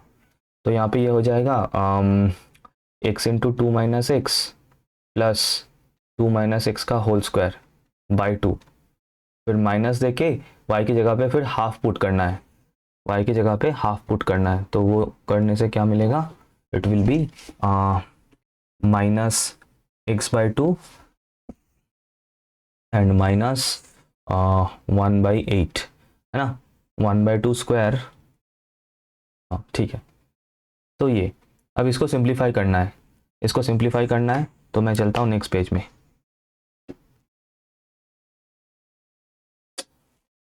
सॉरी, लो बेटा, पूरा सॉल्व कर दिया मैंने, है ना। बीच में मैं थोड़ा सा कैलकुलेशन में फंस गया था, इसलिए थोड़ा सा, हालांकि वीडियो पॉज था, एनीवेज। तो हियर इट इज़, ये पूरा कैलकुलेशन है, एक बार देख लो, ऐसा कोई मुश्किल तो है नहीं। यहाँ पे यहाँ तक तो लास्ट पेज में ही था, फिर उसके बाद थोड़ा सा सिंप्लीफिकेशन किया मैंने, है ना, इस होल स्क्वायर को ब्रेक करके, फिर उसके बाद 2 से डिवाइड किया तो कुछ टर्म्स कैंसिल आउट हुआ यहाँ पे, फिर उसके बाद थोड़ा सा सिंप्लीफिकेशन किया, है ना, फिर उसके बाद इंटीग्रेशन किया, है ना, इस लाइन में इंटीग्रेशन हुआ है, इस लाइन में इंटीग्रेशन हुआ है, एंड देन उसके बाद इस लाइन में अपर लिमिट माइनस लोअर लिमिट हुआ है, फिर उसके बाद थोड़ा सा एडजस्टमेंट किया है सिंप्लीफिकेशन करके। This is the final answer, this is the final answer. ठीक है। So this is how we do it. Important है, डेफिनेटली इंपॉर्टेंट क्वेश्चन है, एंड इसी तरीके से हमें इसको सॉल्व करना है। चले थोड़ा सा अभी चीज़ों को, अच्छा ओके देख सकते हो। अच्छा यहाँ तक तो चीज़ें ठीक ही है, बिल्कुल ठीक है, हाँ करेंगे, इसको भी सॉल्व करेंगे, डू नॉट वरी। तो फिर से डेंसिटी फंक्शन गिवन है, ओके, एंड उसके साथ जो लिमिट्स लगाना है वो भी गिवन है। अच्छा फिर उसके बाद कुछ चीज़ें यहाँ पे निकालना है, जैसे कि probability of this, marginal distribution निकालना है दोनों का, बहुत बढ़िया, एंड उसके साथ साथ कुछ कंडीशनल प्रोबेबिलिटीज निकालना है, बहुत कुछ चीज़ें निकालना है, एक ही क्वेश्चन में हो जाएगा। वीडियो लेंदी होगा, मैं शुरू से बता रहा हूँ, क्या करें, वीडियो लेंदी होगा, लेकिन इसमें क्वेश्चंस भी भर भर के तुम लोग को मिल रहा है प्रैक्टिस करने का, राइट। तो आ जाओ फिर इसको सॉल्व करते हैं। ओके तो पहले first thing first, that is diagram draw करना। तो आ जाओ पहले x axis y axis draw कर ले। अरे ये क्या है, चलो हो गया सो हो गया, एक्स एक्सिस हो गया, वाई एक्सिस हो गया, ओरिजिन हो गया। अभी हमें देखना है कि यहाँ पे रीजन क्या किस तरीके से डिफाइंड है। एक है 0 less than x less than 2, बहुत ही बढ़िया। दूसरा है 2 less than y less than 4। Sir इसको कैसे संभाले, देखो इसको पूरा ब्रेक कर दो। एक तो पहले ये वाला पार्ट उठा लो, that is 0 less than x, that means इसका इम्प्लाइज दैट देना तो सही नहीं रहेगा, मतलब इसका जो इक्वल्स टू वाला वर्जन बनेगा that is x equals to 0, that means basically we are talking about the y axis. दूसरा है ये वाला पार्ट, सर ये क्या है sir, this is x is less than 2, equals to वाला वर्जन क्या बनेगा, एक straight line that is parallel to y axis and जिसका जो कि पास करेगा थ्रू द पॉइंट 2,0, एंड ये कौन सा इक्वेशन है, this is x equals to 2। फिर दूसरा है वाई, फिर इस वाले पार्ट को उठा लो, that is y equals to 2, एक स्ट्रेट लाइन बनेगा। आ जाओ, वाई इक्वल्स टू 2 मतलब अरे भाई साहब इसको थोड़ा ज़्यादा ही खींच दिया मैंने, क्योंकि 4 भी बनाना है, तो इसको थोड़ा सा पास लेके आते हैं, है ना। ये समझा तुम, अरे अरे अरे अरे अरे वो नहीं करना था, ओ यार चलो कोई बात नहीं। अच्छा यहाँ पे बनाते हैं x इक्वल्स टू 2, है ना, क्योंकि मुझे x y 4 तक जाना है ना, तो जगह नहीं होगा। ये हो गया x equals to 2 straight line, ये पॉइंट हो गया 2,0। ओके अभी बनाते हैं दूसरा, that is y equals to 2, तो y equals to 2 straight line जाएगा कुछ यहाँ से, ये है y इक्वल्स टू 2 स्ट्रेट लाइन जो कि पास करेगा through the point 0,2। By the way इस पॉइंट का कोऑर्डिनेट बनेगा 2,2, सही है, हाँ। और दूसरा यहाँ से मुझे मिल रहा है y equals to 4, y equals to 4 जो स्ट्रेट लाइन होगा again that will be parallel to x axis and that will pass through the point this point is 0,4 point and this point is 2,4 point। तो हम लोगों का जो reason अभी रहेगा बेटा समझना, देखो कौन कौन सा हम लोगों का यहाँ पे स्ट्रेट लाइन इस क्वेश्चन में मेंशन्ड है, देखो समझना, x equals to 0 straight line ये हो गया, y equals to 2 straight line ये हो गया, x equals to 2 straight line ये हो गया, and y equals to 4 straight line ये हो गया। तो ये जो येलो पोर्शन मैंने मार्क किया, इनके बीच में जो रीजन कवर्ड है, इनके बीच में जो रीजन कवर्ड है यही है आर रीजन यहाँ पे, जिसके ऊपर हमें ये डबल इंटीग्रेशन यहाँ पे चलाना है, ये डबल इंटीग्रेशन जिसके ऊपर होगा, this is the R region. इसी तरीके से पहले हमें रीजन को ड्रॉ कर लेना होता है, समझ लेना होता है, तभी ना तुम लोग इसका लिमिट्स वगैरह डिसाइड कर पाओगे। ठीक है, क्लियर है यहाँ तक, बहुत बढ़िया। अभी आगे बढ़ते हैं, आ जाओ। तो फर्स्ट जो चीज़ हमें यहाँ पे निकालना है that is probability of x less than 1 y less than 3। Okay तो x एंड y दोनों का अपर लिमिट तो मिल रहा है, क्योंकि बेटा मैंने बताया ये बेसिकली है क्या, ये बेसिकली डबल इंटीग्रेशन ही है, किसका, एफ एक्स वाई फंक्शन का, जो डेंसिटी फंक्शन है उसका with respect to d x d y. और एक यहाँ पे सपोज एक y का लिमिट चढ़ेगा, एक x का लिमिट चढ़ेगा, है ना। अभी हमें डिसाइड करना है कि y का लिमिट क्या होगा, x का लिमिट क्या होगा। तो देखो अपर लिमिट तो पता चल रहा है y का, जो कि होगा 3, है ना। अच्छा नहीं ऐसे नहीं करते, ऐसे नहीं करते, समझ के करते, मतलब डायग्राम से समझ के करते। आ जाओ आ जाओ। ओके तो क्या करना है, पहले विथ रेस्पेक्ट टू y करना है या फिर पहले विथ रेस्पेक्ट टू x करना है, जो बोलोगे। पहले विथ रेस्पेक्ट टू x करे, y तो करते हुए आ रहे हैं, है ना, पहले विथ रेस्पेक्ट टू x करते हैं। तो अगर पहले विथ रेस्पेक्ट टू x करना है तो पहले हम देख लेते हैं कि पैरेलल टू एक्स, अच्छा पहले इसको बाउंड कर दो कि x का अपर लिमिट है 1 है ना, x का अपर लिमिट है 1 मतलब x इक्वल टू 1 जो कि ये वाला स्ट्रेट लाइन होगा, x इक्वल टू 1। और दूसरा है y इज इक्वल टू 3 है ना, मतलब y का अपर लिमिट है 3, y इज इक्वल टू 3 मतलब एक ये वाला स्ट्रेट लाइन होगा। मतलब ये हुआ कि ये जो रीजन है, ये रीजन अभी और भी छोटा हो चुका है एंड इस रीजन में ये बाउंड हो चुका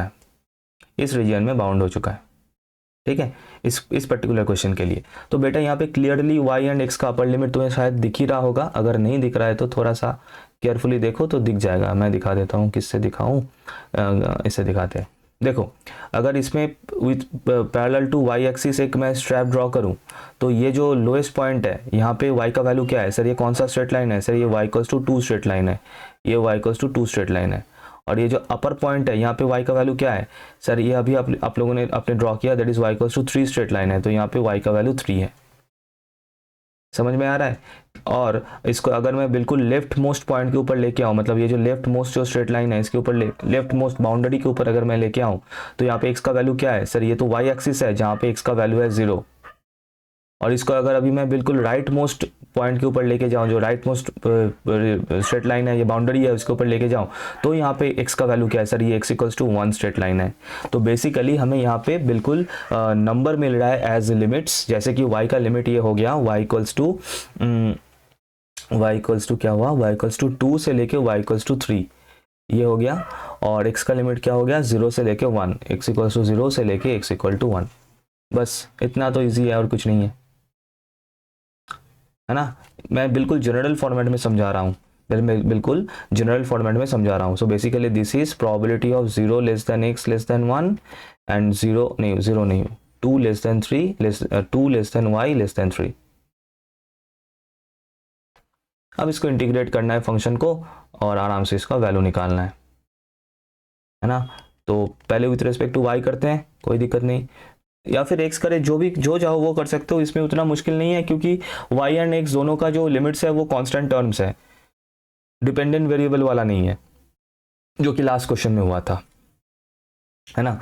तो फंक्शन को लिख देते हैं पहले 1/8 6 माइनस एक्स माइनस वाई, पहले विथ रिस्पेक्ट टू x कर लेते हैं। So x equal to 0 to x equal to 1, यहाँ पे dx रखेंगे फिर, और फिर यहाँ पे dy रखेंगे क्योंकि y के रेस्पेक्ट में हम लोग बाद में कर रहे हैं, that is y equals to 2 to y equals to 3।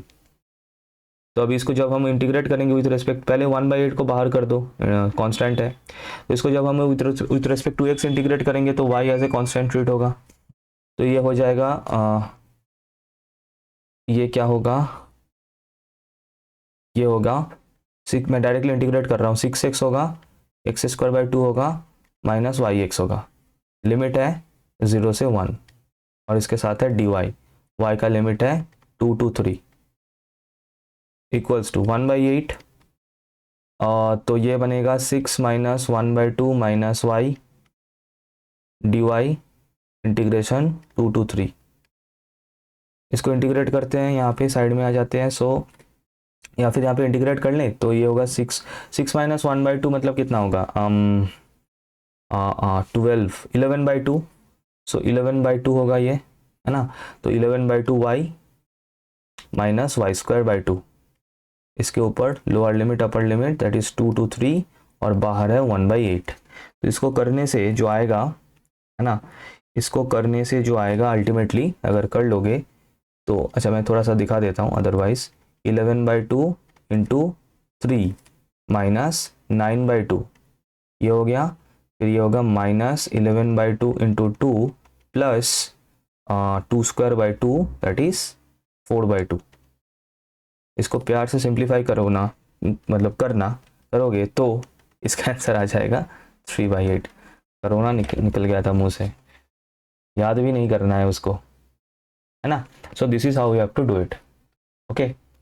Same तरीके से, सिमिलर तरीके से जो दूसरा वाला है वो होगा सेम तरीके से। फिर इसको कैसे करें, आ जाओ नेक्स्ट पेज में चलते हैं।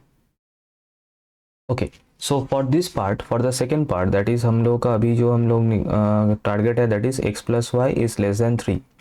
देखो x plus y less than 3 है ना, तो इसका इक्वल्स टू वाला वर्जन क्या बनेगा, x plus y equals to 3, सही है। अभी इसको अगर मैं यहाँ पे प्लॉट करूँ, है ना, on this x y plane, तो ये एक स्ट्रेट लाइन बनेगा। कैसा स्ट्रेट लाइन? जो कि पास करेगा, अच्छा बाय द वे ये पॉइंट कौन सा था? ये शायद 2,0 पॉइंट था ना, है ना, ये 2,0 था, और ये 2,2 था, ये 4,2 नहीं 2,4 था, ये था 0,4 एंड ये था 0,2। तो अभी x plus y equals to 3 ये जो स्ट्रेट लाइन है, इसका जो इंटरसेप्ट फॉर्म बनेगा that will be something like this. तो इस ये जो पॉइंट से पास करेगा that will be 3,0 and 0,3। So somewhere around here it will go, somewhere around here it will pass. सही है, बिल्कुल ऐसा जाएगा ये। तो ये बन गया, इसका मैं यहाँ पे इक्वेशन लिख देता हूँ, that is x plus y equals to 3। तो इसका मतलब समझना, हम लोग का जो पहले का रीजन था, पहले मैं उसको मार्क कर रहा हूँ, जो आर था, जो आर था मेरा, ये वाला रीजन था बेटा, ध्यान देना, नीचे वाला नहीं ऊपर वाला, ये वाला रीजन था आर। सही है, ये मेरा था आर रीजन। अब ये रिड्यूस्ड हो चुका है क्योंकि बीच में से वो सफ़ेद वाइट कलर का लाइन पास हो चुका है, that is x plus y equals to 3। तो इससे रिड्यूस होके अभी मेरा जो रीजन बन चुका है for this particular question, that is ये ग्रीन वाला जो अभी मैंने मार्क किया। ठीक है, तो इसको मैं कुछ इस तरीके से लिखता हूँ, दिस इज इक्वल टू, इसको R1 कर देते हैं। R1 मतलब ये वाला रीजन R1, ये पूरा वाला, पूरा जो था that was R, the old one, the main one defined in the question, and अभी जो इसको मैं R1 कर दिया। इंटीग्रेट किसको करना है? वही फंक्शन को, dx dy। अभी इस R1 को अच्छे से प्यार से यहाँ पे हमें डिफाइन करना है। ठीक है, पहले मैं फंक्शन को लिख दूँ, 1/8 को पहले ही बाहर कर देते हैं, 6 माइनस एक्स माइनस वाई। पहले क्या करें, विथ रिस्पेक्ट टू वाई कर लेते हैं, है ना, पहले विथ रिस्पेक्ट टू वाई कर लेते हैं। तो अगर वाई करना है तो वो जो रीजन है, ये जो रीजन है, इसको मैं थोड़ा सा यहाँ पे जूम करके ड्रॉ कर रहा हूँ, उस ट्रायंगल को, R1 को। ठीक है, ट्रायंगल को जूम करके ड्रॉ कर दिया मैंने यहाँ पे। Okay, very good. तो इसके क्योंकि मैं विथ रिस्पेक्ट टू वाई पहले कर रहा हूँ, तो वाई के पैरेलल मैंने स्ट्रैप ड्रॉ कर दिया। ओके, तो ये जो लोएस्ट पॉइंट है ना, ये जो लोएस्ट पॉइंट है, इस लोएस्ट पॉइंट पे, ये जो लोएस्ट पॉइंट है, यहाँ पे y का वैल्यू क्या है sir? This is y equals to 2 straight line. इस यहाँ पे y का वैल्यू हो गया 2, बहुत बढ़िया। और ये जो हाईएस्ट पॉइंट है, ये कौन से स्ट्रेट लाइन के ऊपर है सर? ये x plus y equals to 3 straight line के ऊपर है, मतलब यहाँ पे y का वैल्यू हो गया 3 माइनस एक्स। तो y का लोअर लिमिट बन गया 2, y का अपर लिमिट बन गया 3 माइनस एक्स। सही है, आई होप सही है, बिल्कुल सही है। और अभी इसको मैं बिल्कुल लेफ्ट, मतलब लेफ्ट मोस्ट बाउंड्री के ऊपर लेके आऊंगा। यहाँ पे x का वैल्यू क्या है सर? ये तो y एक्सिस है, तो x का वैल्यू हो गया 0। एंड इसको अगर मैं राइट मोस्ट पॉइंट पे लेके जाऊँ, दैट इज इस पॉइंट पे, दैट इज इस पॉइंट पे, सर ये पॉइंट पता है कौन सा है सर? ये 1,2 पॉइंट है ना, 1,2 पॉइंट है, क्योंकि ये जो स्ट्रेट लाइन है ये 10 x इक्वल्स टू 1 वाला स्ट्रेट लाइन है, ये 1,2 है। हाँ हाँ हाँ बिल्कुल। तो यहाँ पे x का अपर लिमिट जाएगा 1 तक, मतलब ये जो पॉइंट है बेसिकली ये 1,2 पॉइंट है। तो राइट मोस्ट पॉइंट का कोऑर्डिनेट 1 है, तो हाँ बिल्कुल सही है। अब इसको इंटीग्रेट करो, निकालो। ये मैं नहीं करूँगा बेटा, ये तुम लोग खुद करना, क्योंकि बहुत इंटीग्रेशन मैंने कर लिया, ये तो आराम से कर सकते हो। मैं थोड़ा सा स्टेप्स मैं यहाँ पे कर देता हूँ, मतलब मैं जस्ट लिख देता हूँ, ये तुम लोग खुद से कर लोगे आराम से। ओके, तो इसका जो आंसर आएगा that will be, I guess it will be 5/24। Comment में ज़रा इसका वेरीफाई करना कि 5/24 आ रहा है कि नहीं, ज़रूर इसका एक बार वेरीफाई करना। ठीक है, ओके, हो गया ना। Next, marginal distribution. खत्म ही नहीं हो रहा है मार्जिनल डिस्ट्रीब्यूशन। एक मैं करता हूँ, एक तुम लोग करना, दैट इज, चलो मैं कर देता हूँ एक्स वाला। मार्जिनल डिस्ट्रीब्यूशन याद है ना, ये राइट। इसको इंटीग्रेट करना है, किसको? अरे भाई इंटीग्रेट उसी एक ही इंसान को करना है, लेकिन जब हम लोग निकाल रहे हैं, ये क्या है? Marginal distribution. Okay, marginal density function. Actual में मार्जिनल डिस्ट्रीब्यूशन यहाँ पे लिखा है, लेकिन the thing that I want is, क्या बोलते हैं उसको, डेंसिटी ओनली। ठीक है, so marginal density of x, this is actually marginal density of x, ठीक है, that is like defined like this, और ये इंटीग्रेशन होगा with respect to y, limit put होगा यहाँ पे वाई का, ठीक है। तो इस क्वेश्चन के लिए क्या होगा, विच इज इक्वल टू 1/8 को पहले ही बाहर dy, y का लिमिट क्या है सर, y का लिमिट है 2 से 4, तो 2 से 4, बस इंटीग्रेट करो, काम खत्म, है ना।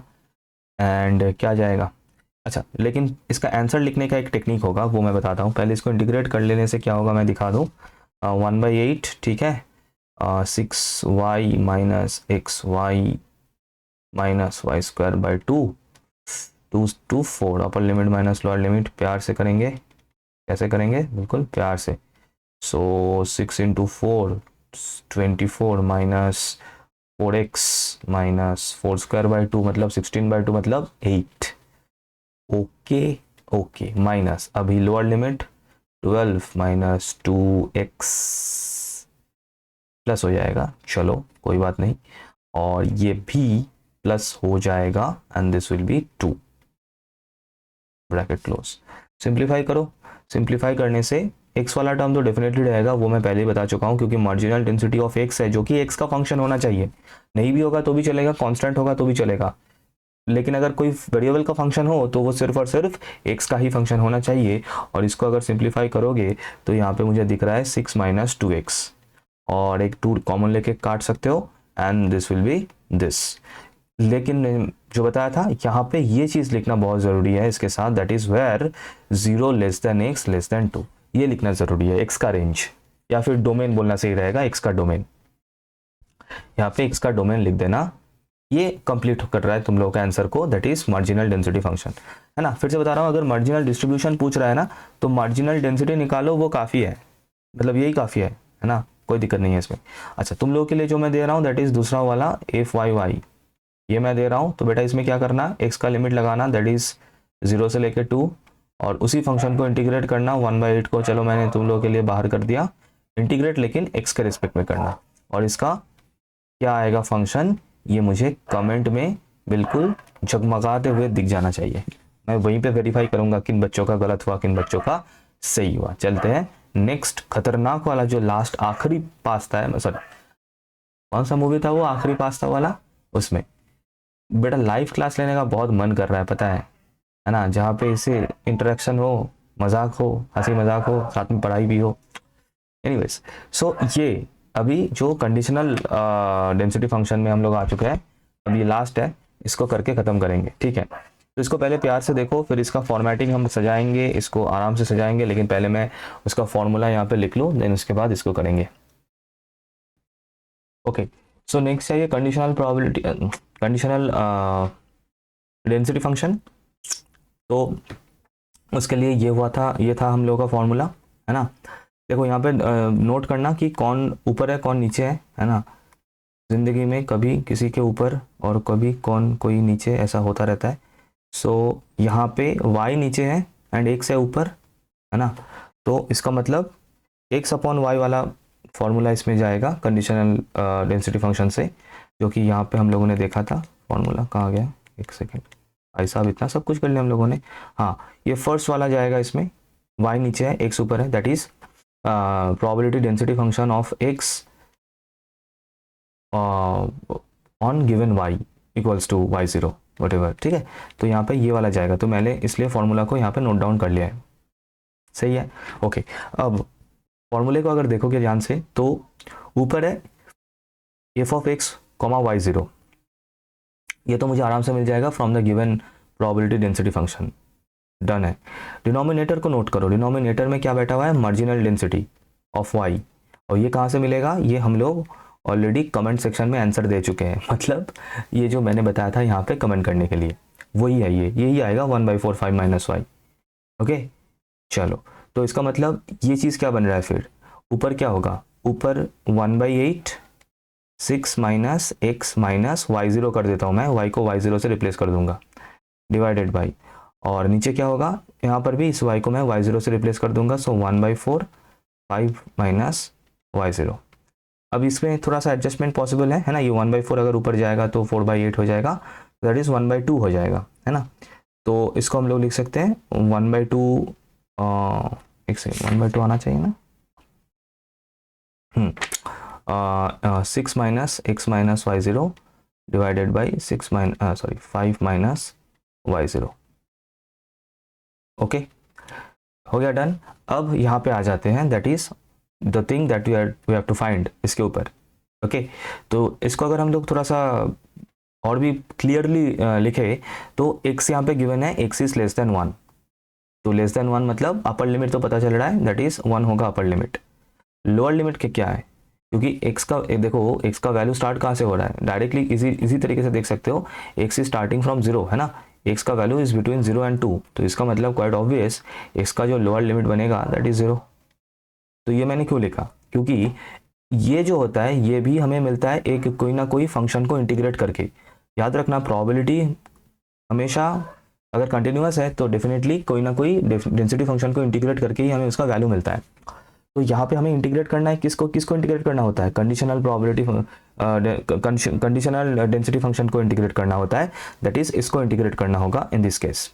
ओके, तो इसको हमें इंटीग्रेट करना है, बहुत बढ़िया, that is 6 minus x minus, अब हम लिखेंगे वो उसको 5 माइनस लिखेंगे उसको, और यहाँ पे इंटीग्रेशन होगा केवल क्योंकि सिर्फ और सिर्फ यहाँ पे देखो y का वैल्यू फिक्स कर दिया गया है, y इक्वल्स टू 3 फिक्स कर दिया गया है, तो दैट मीन्स वो जो y0 था फॉर्मूले में, ये जो y0 था फॉर्मूला में उसका वैल्यू 3 फिक्स कर दिया गया है, तो y का लिमिट का कोई यहाँ पे काम नहीं है, सिर्फ और सिर्फ लिमिट लगेगा x का, that is x equals to 0 to x equals to 1, और ये इंटीग्रेशन होगा सिर्फ और सिर्फ x के रिस्पेक्ट में, और जो यहाँ पे y0 था, ये जो y0 था ये रिप्लेस हो जाएगा 3 से, ये रिप्लेस हो जाएगा 3 से। क्यों 3 से रिप्लेस हुआ, वही क्योंकि एक y इक्वल्स टू 3 पे फिक्स कर दिया गया है, एंड उसके ऊपर बेस करके हमें कंडीशनल डेंसिटी फंक्शन निकालना है, राइट। तो ये बन गया इसका सिनेरियो, ठीक है। तो इसको अगर मैं सिंप्लीफाई करूँ, है ना, इसको अगर मैं सिंप्लीफाई करूँ तो मुझे दिख रहा है यहाँ पे 1/4, जिसको मैं बाहर कर देता हूँ, और ऊपर ये बन जाएगा 3 minus x dx integration 0 to 1।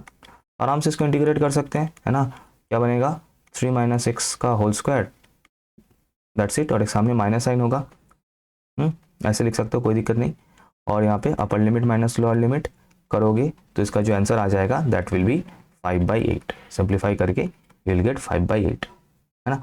1/4 into 5/2 आएगा इसका, तो सिंप्लीफाई करके, अच्छा सॉरी बाई 2 होगा, हाँ अब ठीक है, तो इसको सिंप्लीफाई करके मिल जाएगा 5/8। तो ये हम लोग का एक पार्ट हो गया, दूसरा एक और पार्ट बाकी है, वो थोड़ा सा ट्रिकी है, क्योंकि इसमें अब देखो डिफरेंस नोट करना है, इसलिए मैंने ये क्वेश्चन पिक किया था कि सब कुछ कवर हो जाए।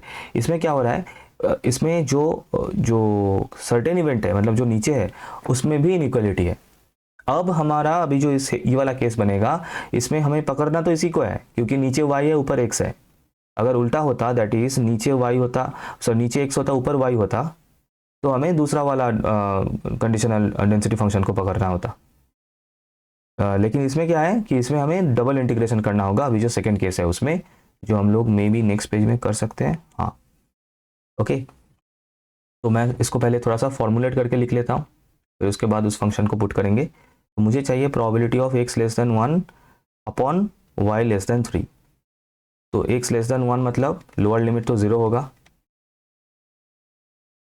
और इसका लोअर लिमिट क्या होगा, सर इस 2 का लोअर लिमिट, सॉरी y का लोअर लिमिट है 2, तो ये बन गया इसका फॉर्मेट, सही है। अच्छा, तो ऊपर क्या होता है, देखो मतलब यहाँ पे अगर हम लोग कंडीशनल प्रोबेबिलिटी का कंसेप्ट फॉलो करें, है ना, याद करके देखो, ऊपर होता था इंटरसेक्शन हम लोग बोल सकते हैं, हालांकि यहाँ पे इंटरसेक्शन अगर चाहो तो दे सकते हो, लेकिन क्योंकि हम लोग यहाँ पे इस तरीके से हम लोग इसको लिखना सही रहेगा, अपॉन प्रोबेबिलिटी ऑफ, अच्छा इंटरसेक्शन ही कर देते हैं, मतलब बेसिकली क्या हो रहा है कि इसको a हम लोग मान सकते हैं, सोच सकते हैं a अपॉन b, जिस तरीके से प्रोबेबिलिटी का हुआ करता था, तो a इंटरसेक्शन b हुआ करता था, यहाँ पे दे सकते हो वैसे, और अगर कॉमा भी दोगे यहाँ पे तो भी उसी सेम चीज़ को ये डिनोट करेगा, इंटरसेक्शन को ही डिनोट करेगा, कोई दिक्कत नहीं। और नीचे होता था प्रोबेबिलिटी ऑफ b, अगर याद है तो, है ना, नीचे होता था प्रोबेबिलिटी ऑफ b, तो इसको हटा देता हूँ, अदरवाइज कंफ्यूज हो जाओगे, ये तो सिर्फ समझाने के लिए बोला। कंडीशनल प्रोबेबिलिटी का गर्मा गर्म लेक्चर मैंने 1-2 दिन पहले ही डाला है, तो अगर अभी तक नहीं देखा है तो ज़िंदगी में कुछ ना कुछ तो मिस करते हुए चल रहे हो, जो कि बेटा एक्सेप्टेड नहीं है, तो वो ज़रूर देख लेना। अब ऊपर को समझना, है ना। ऊपर क्या है, ऊपर हमें उसी फंक्शन को डबल इंटीग्रेट करना है, सिर्फ फंक्शन जो है इंटीग्रेट करने के लिए वो एक ही है, दैट इज़ वही डेंसिटी फंक्शन, है ना। क्योंकि ये जो फॉर्मेट यहाँ पे बना हुआ है बेटा, ये जो फॉर्मेट बना हुआ है ये ऑलरेडी हम लोगों ने कहाँ पे देखा था, ये जो फर्स्ट क्वेश्चन हम लोगों ने सॉल्व किया था लगभग वही सेम चीज़ है। ये देखो लगभग वही सेम चीज़ है, लगभग वही सेम चीज़ है। हाँ यहाँ पे जो है रीजन अलग था इसलिए लिमिट्स अलग था, यहाँ पे रीजन अलग है इसलिए लिमिट्स अलग होने वाला है। ठीक है, तो हम लिमिट यहाँ पे अप्लाई करेंगे, आएंगे इसके ऊपर। और नीचे क्या रहेगा, नीचे भी नीचे जो है बेटा ध्यान देना, नीचे जो है ये कंडीशनल प्रोबेबिलिटी है, मतलब कंडीशनल डेंसिटी फंक्शन होगा। क्यों, मैं लॉजिक समझा देता हूँ, देखो अच्छे से प्यार से समझना लॉजिक। क्योंकि ऊपर जो मतलब न्यूमरेटर में जो है यहाँ पे दोनों ही वेरिएबल प्रेजेंट है, तो दैट मीन्स दोनों वेरिएबल प्रेजेंट है, मतलब हमें जो हम लोग का जो डबल मतलब जॉइंट डेंसिटी फंक्शन जो है एफ ऑफ एक्स जो क्वेश्चन में गिवन है उसी को इंटीग्रेट करना होगा। लेकिन अगर हमें ऐसा मतलब प्रोबेबिलिटी निकालना पड़े जहाँ पे केवल सिर्फ और सिर्फ एक ही वेरिएबल गिवन हो कुछ इस तरीके से, तो बेटा यहाँ पे समझ जाओ मार्जिनल डेंसिटी फंक्शन लगाना है, यहाँ पे मार्जिनल डेंसिटी फंक्शन लगाना है। तो इसका मतलब दैट इज वाई इसके नीचे जो रहेगा, इसके नीचे जो रहेगा that will be the integration will be of the density function that is fyy with respect to y। ठीक है, और इसका लिमिट क्या होगा देख सकते हो यहाँ पे y का लिमिट क्या है 2 and 3, तो y का लिमिट होगा यहाँ पे 2 and 3। और यहाँ पे इसका लिमिट क्या होगा, इसका लिमिट वही होगा दैट इज जो ऊपर है यहाँ पे, दैट इज x का लिमिट होगा फ्रॉम 0 to 1, ये हो गया x का लिमिट। और y का लिमिट होगा y इक्वल्स टू 2 to 3, ये हो गया y का लिमिट, है ना। अब यहाँ पे आराम से इसको हमें इंटीग्रेट करेंगे, बिल्कुल मिर्च मसाला लगा के, है ना।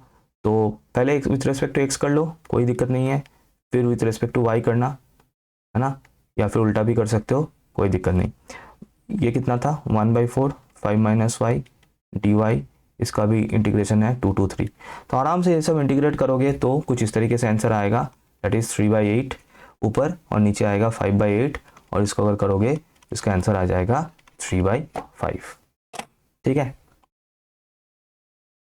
आई होप ये बिल्कुल क्लियर हुआ सब कुछ from joint distribution for continuous random variables. अगर सब कुछ क्लियर है तो एक लाइक ज़रूर करना। इस बात तो आ जा मेरे भाई, फिर भी नहीं आया, तब आ गया था, तब गलती से ऐसा दिखाया था तब आ गया था, इस बार नहीं आ रहा है, लेकिन हाँ अभी आ गया। लाइक ज़रूर करना, शेयर करना अमंग योर फ्रेंड्स, इतना ज़्यादा हो सके। सब्सक्राइब कर लेना अगर अभी तक नहीं किया है तो, क्योंकि अभी मैं बहुत जल्द अभी एक प्रैक्टिस सेशन स्टार्ट करने वाला हूँ, जिस तरीके से हम लोगों ने लास्ट सेमेस्टर में भी किया था।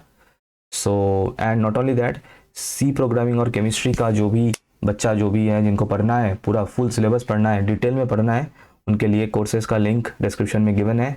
ऑफर अभी चालू है, तो डेफिनेटली अगर चाहो तो अवेल कर सकते हो। सो बस इतना ही बताना था इस वीडियो में, एंड मिलते हैं नेक्स्ट वीडियो में। Thank you everyone, thank you for watching.